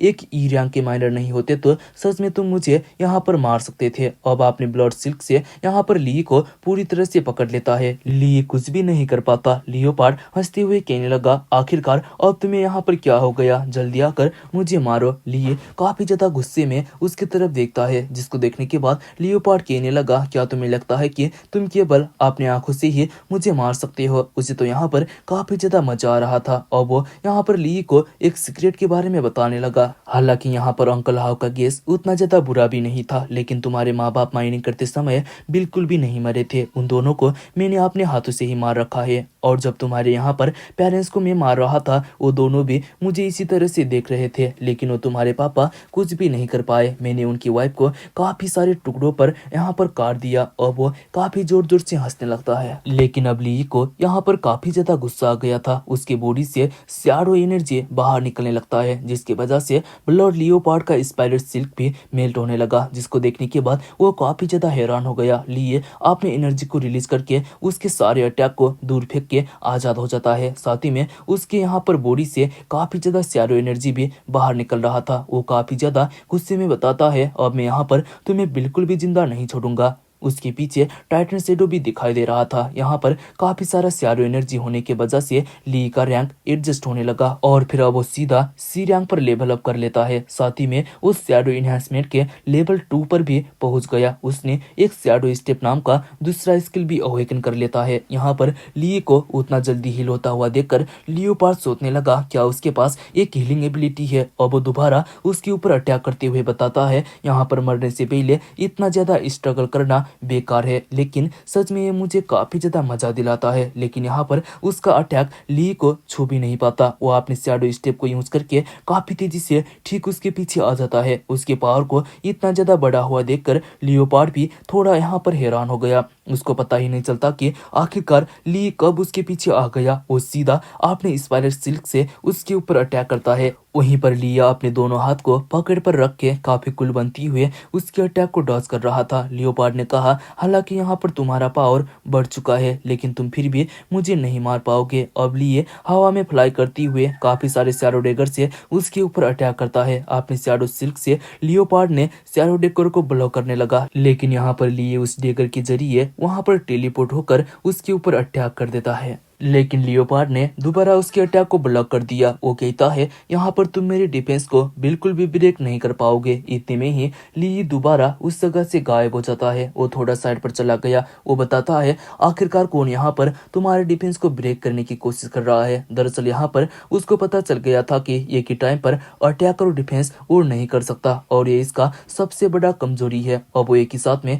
काफी तेजी से उसके ऊपर अटैक कर देता है। यहाँ पर लियोपार्ड कुछ भी नहीं कर पाया। उसके मुंह से खून निकलने लगता है। उसे तो भरोसा ही नहीं हो रहा था कि आखिरकार वो एक माइनर के सामने हार गया। ली कहता है, तुम यहाँ पर चुपचाप बता दो कि आखिरकार माइनिंग डिसास्टर के दौरान क्या हुआ था। लेकिन लियोपार्ड बताने के लिए बिल्कुल भी तैयार नहीं होता। उल्टा वो यहाँ पर ली को गाली देने लगता है। लेकिन इतने में ही ली ने उसके एक हाथ को काट दिया, जिसकी वजह से दर्द में कराने लगता है। ली कहता है, यहाँ पर मेरा सब्र टूट रहा है। लियोपार्ड कहता है, अगर मैं यहाँ पर तुम्हें इसके बारे में बता दूंगा तब भी तुम कुछ भी नहीं कर पाओगे, क्योंकि ये सब कुछ सिहाओ का काम है। उस साल तुम्हारे पिता को अपने एक्सपेरिमेंट्स के बारे में पता चल गया, इसलिए अगर वो जिंदा रहते तो उस एक्सपेरिमेंट का राज बाहर आ सकता था। इसलिए सिहाओ ने हमें तुम्हारे पेरेंट्स को मार के यहाँ पर एक माइनिंग एक्सीडेंट बनाने के लिए कहा। सियाओ का नाम सुनकर ली काफी ज्यादा हैरान हो गया। ब्लड लियोपार्ड कहने लगा, अब तुम्हें यहाँ पर पता चल चुका है कि ये सब यानजी ग्रुप का ही काम है। अगर तुम यहाँ पर डर गए हो तो मुझे जिंदा छोड़ दो। लेकिन ली ने अगले ही पल में उसके सर को अलग कर दिया। ली उस जगह से निकलते हुए कहता है, जिसने भी यहाँ पर मेरे पेरेंट्स का खून किया था, मैं उनमें से किसी को भी जिंदा नहीं छोड़ूंगा। अब उस डंजन से बाहर आने के बाद वो यानजी ग्रुप के हेडक्वार्टर्स पर छुपते हुए एक कार के ऊपर नजर रख रहा था। वहां पर कुछ लोग कार में बैठकर कहीं पर जा रहे होते हैं, जहां पर टाइटन शैडो यहाँ पर ली को बता रहा था, भले अब यहाँ पर तुम सी रैंक पर पहुंच चुके हो, लेकिन तुम उस तरह से उनका पीछा करके अपना जान फालतू में नहीं घुमा सकते, क्योंकि उसके साथ में एक ए रैंक का इवॉल्वर है। ली उस कार का पीछा करते हुए बता रहा था, यहाँ पर यानजी ग्रुप का फाउंडर डोंग हाओ भी उसके साथ में ही है, और तुम यहाँ पर बिल्कुल भी चिंता ना लो, क्योंकि मैं इतना ज्यादा रेकलेस भी नहीं हूँ, और मैं फिलहाल के लिए उसके ऊपर अटैक नहीं करूंगा, क्योंकि उसे अभी भी पूरी तरह से यकीन नहीं हो रहा था कि ब्लड लियोपार्ड ने क्या कहा था। दरअसल वो यहाँ पर ये पता करना चाहता है कि आखिरकार यहाँ पर इसमें कौन कौन लोग शामिल है। मैं यहाँ पर उम्मीद करता हूँ कि डोंग हाओ इसमें शामिल होना नहीं चाहिए। इससे कोई भी फर्क नहीं पड़ता कि आखिरकार उसका लेवल कितना है। यहाँ पर खून का हिसाब खून से ही होगा। और वो यहाँ पर थोड़ी देर के बाद ब्लैक पैंथर गैंग के वेयर हाउस पर पहुंच जाते हैं। लिए सोच में पड़ जाता है कि आखिरकार वो इतने आधी रात में यहाँ पर क्यों आए हैं। अब इतने में ही वहाँ पर ब्रदर पैंथर दूसरे को डांटते हुए बताता है, यहाँ पर उन्हें अच्छी तरह से होशियार रहना चाहिए, क्योंकि ये सब एक्सपेरिमेंटल इंस्ट्रूमेंट है। शायद वो यहाँ पर सियाओ होने वाला है। अब इतने में ही पीछे से दूसरा इंसान ब्रदर पैंथर को पूछता है, क्या यहाँ पर वो बुढ़ा माइनर मारा जा चुका है। दरअसल वो यहाँ पर अंकल हाउ के बारे में बात कर रहे हैं, जहाँ पर ब्रदर पैंथर बताता है, यहाँ पर ब्लड लियोपार्ड के बारे में कुछ भी पता नहीं है, इसलिए हम यहाँ पर पूरी तरह से कंफर्म नहीं है कि आखिरकार वो बुढ़ा मारा गया या तो फिर जिंदा है। और वो इंसान यहाँ पर कहने लगा, आखिरकार यहाँ पर क्या हो रहा है। ब्लड लियोपार्ड तो एक सी रैंक का इवॉल्वर है। यहाँ पर ब्रदर पैंथर ने बताया, यहाँ पर उसने जरूर अपने ओपोनेंट को अंडर एस्टिमेट किया होगा, और इसके अलावा उसके ओपोनेंट इस बार यहाँ पर 4 सी रैंक थे। उस इंसान ने सभी इंस्ट्रूमेंट को अंदर रखने के लिए कहा, क्योंकि ये एक्सपेरिमेंट का सबसे ज्यादा क्रिटिकल स्टेज होता है, इसलिए वो यहाँ पर किसी भी तरह के मिस्टेक नहीं कर सकते। ब्लैक पैंथर ने उस इंसान से पूछा, क्या यहाँ पर पैसे रेडी है। उसने पैसे के बारे में बिल्कुल भी चिंता ना लेने के लिए कहा। वहीं पर लिए एक कार्टून के पीछे छुपकर उनकी बातों को सुन रहा था। साथ ही में उसको सियाओ के बारे में भी पता चल गया कि आखिरकार वो कौन है। अब इतने में ही ब्रदर पैंथर ने सीधा पीछे से उसके ऊपर अटैक कर दिया, लेकिन लेकिन ली समय रहते ही यहाँ पर दूसरी जगह पर जाने में कामयाब हो जाता है। सिया उससे पूछता है आखिरकार तुम्हें क्या हुआ। वहीं पर ब्रदर पैंथर को किसी तरह का किलिंग हो रहा फील हो रहा था, लेकिन वहाँ पर कुछ भी ना देखने के बाद उसे लगता है ये बस उसका एक इमेजिनेशन होना चाहिए। वहीं पर लिए बड़ी मुश्किल से उसके नजर से बचने में कामयाब हुआ था, इसलिए अब उसको लगता है यहाँ पर उनके साथ में डील करने के लिए उसे और भी ज्यादा स्ट्रांग होना पड़ेगा। अब थोड़ी देर के बाद हम क्यून ग्रुप के यहाँ पर क्यून साओसेंग के इंटरप्राइजेस को दिखाया जाता है। यहाँ पर उस कंपनी को देखने के बाद टाइटन शैडो उसे यहाँ पर चिढ़ाते हुए कहने लगा तुम्हें यहाँ पर खाली टाइम पर जॉब कर लेना चाहिए। लेकिन यहाँ पर ली अंदर जाती हुए उसको बताता है मैं यहाँ पर थर्ड फ्रैगमेंट को ढूंढने के लिए आ रखा हूँ और इसके अलावा मैं देखना चाहता हूँ कि आखिरकार तुम्हारा सोड यहाँ पर कितना ओट का होने वाला है। अब इतने में ही वहाँ पर एक लेडी आकर उससे पूछती है वो किस काम की वजह से यहाँ पर आ रखा है। जहाँ पर ली ने बताया वो यहाँ पर क्यून सीन के साथ में मिलना चाहता है, लेकिन उसके साथ में मिलने के लिए अपॉइंटमेंट की जरूरत पड़ती थी। लेकिन इतने में ही वहाँ पर ली की एक्स गर्लफ्रेंड सुक्यूं एक दूसरे लड़के के साथ में वहाँ पर आ पहुंचती है। लेकिन वहाँ पर ली को देखने के बाद वो उसका मजाक उड़ाने लगती है। वो कहती है तुम जैसा एक माइनर इस जगह पर नहीं आ सकता और इसके अलावा तुम्हारी हिम्मत कैसी हुई यंग लेडी को उनके नाम से बुलाने की। वहाँ पर सुक्यूं को देखने के बाद ली भी थोड़ा हैरान हो गया कि आखिरकार वो कितने लड़कियों के साथ में घूमती है। और दूसरी बात हर एक सीरीज में एमसी की गर्लफ्रेंड इस तरह की छिनारोत निकलती है। मतलब भाई क्या ही बोले इन लड़कियों के बारे में। मतलब यहाँ पर शायद एमसी का ही चॉइस खराब होता है भाई, इनकी चॉइस के ऊपर तो मैं थूक दूं भाई, सीधी बात है। यंग मास्टर क्यून भी अब पूरी तरह से यहाँ पर सुक्यूं के कंट्रोल पर आ चुका था। मतलब भाई लड़कियों के तो अलग ही होते हैं भाई, क्या बताए भाई, कंट्रोल कर देते हैं है ना। अब एक कंट्रोल हो चुका है बंदा, अब सीधा उसने भाई जाकर फेंक दे भाई, सीधा ली को बाहर फेंक दे और इससे कोई भी फर्क नहीं पड़ता कि आखिरकार कौन इंसान है। यहाँ पर मेरे साथ में सुक्यूं है, मतलब मेरे साथ में भाई सब कुछ है, पावर है, सब कुछ है। अरे लेकिन सुक्यूं यहाँ पर हर बार उसका मजाक उड़ाना चाहती है। वो कहने लगती है तुम जैसा एक माइनर जो कि यहाँ पर डंजन के अंदर जाकर जो माइंड को खोदता है और वहां पर से कुछ पैसे कमा कर लाता है, तुम जैसा एक गरीब तुम्हारी और तुम यहाँ पर सोच रहे हो कि तुम यहाँ पर क्यून ग्रुप के यहाँ पर एक गेस्ट हो सकते हो।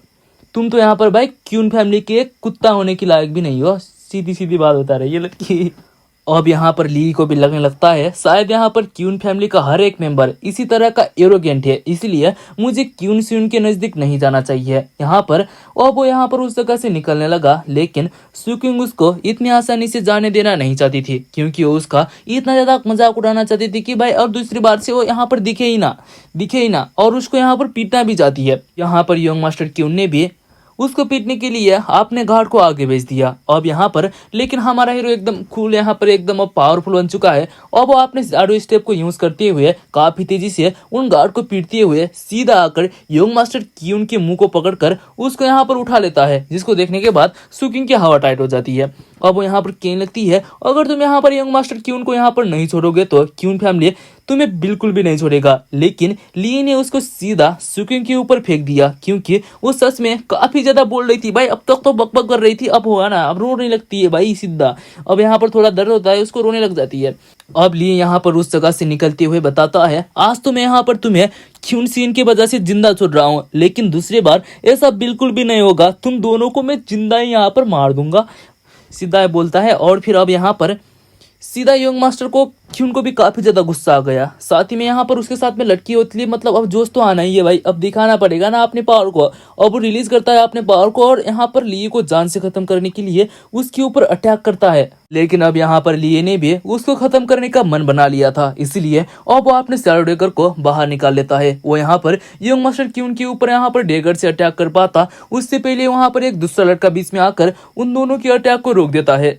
इतने में ही वहां पर ली के पीछे एक दूसरी लड़की आकर ली को बताती है तुम तो यहाँ पर सच में काफी ज्यादा हीरो बन रहे हो भाई, सीधा आकर यहाँ पर क्यून ग्रुप के ऊपर परेशानी खड़ी कर रहे हो, मतलब अब तुम्हें जिंदा रहने का कोई भी हक नहीं है।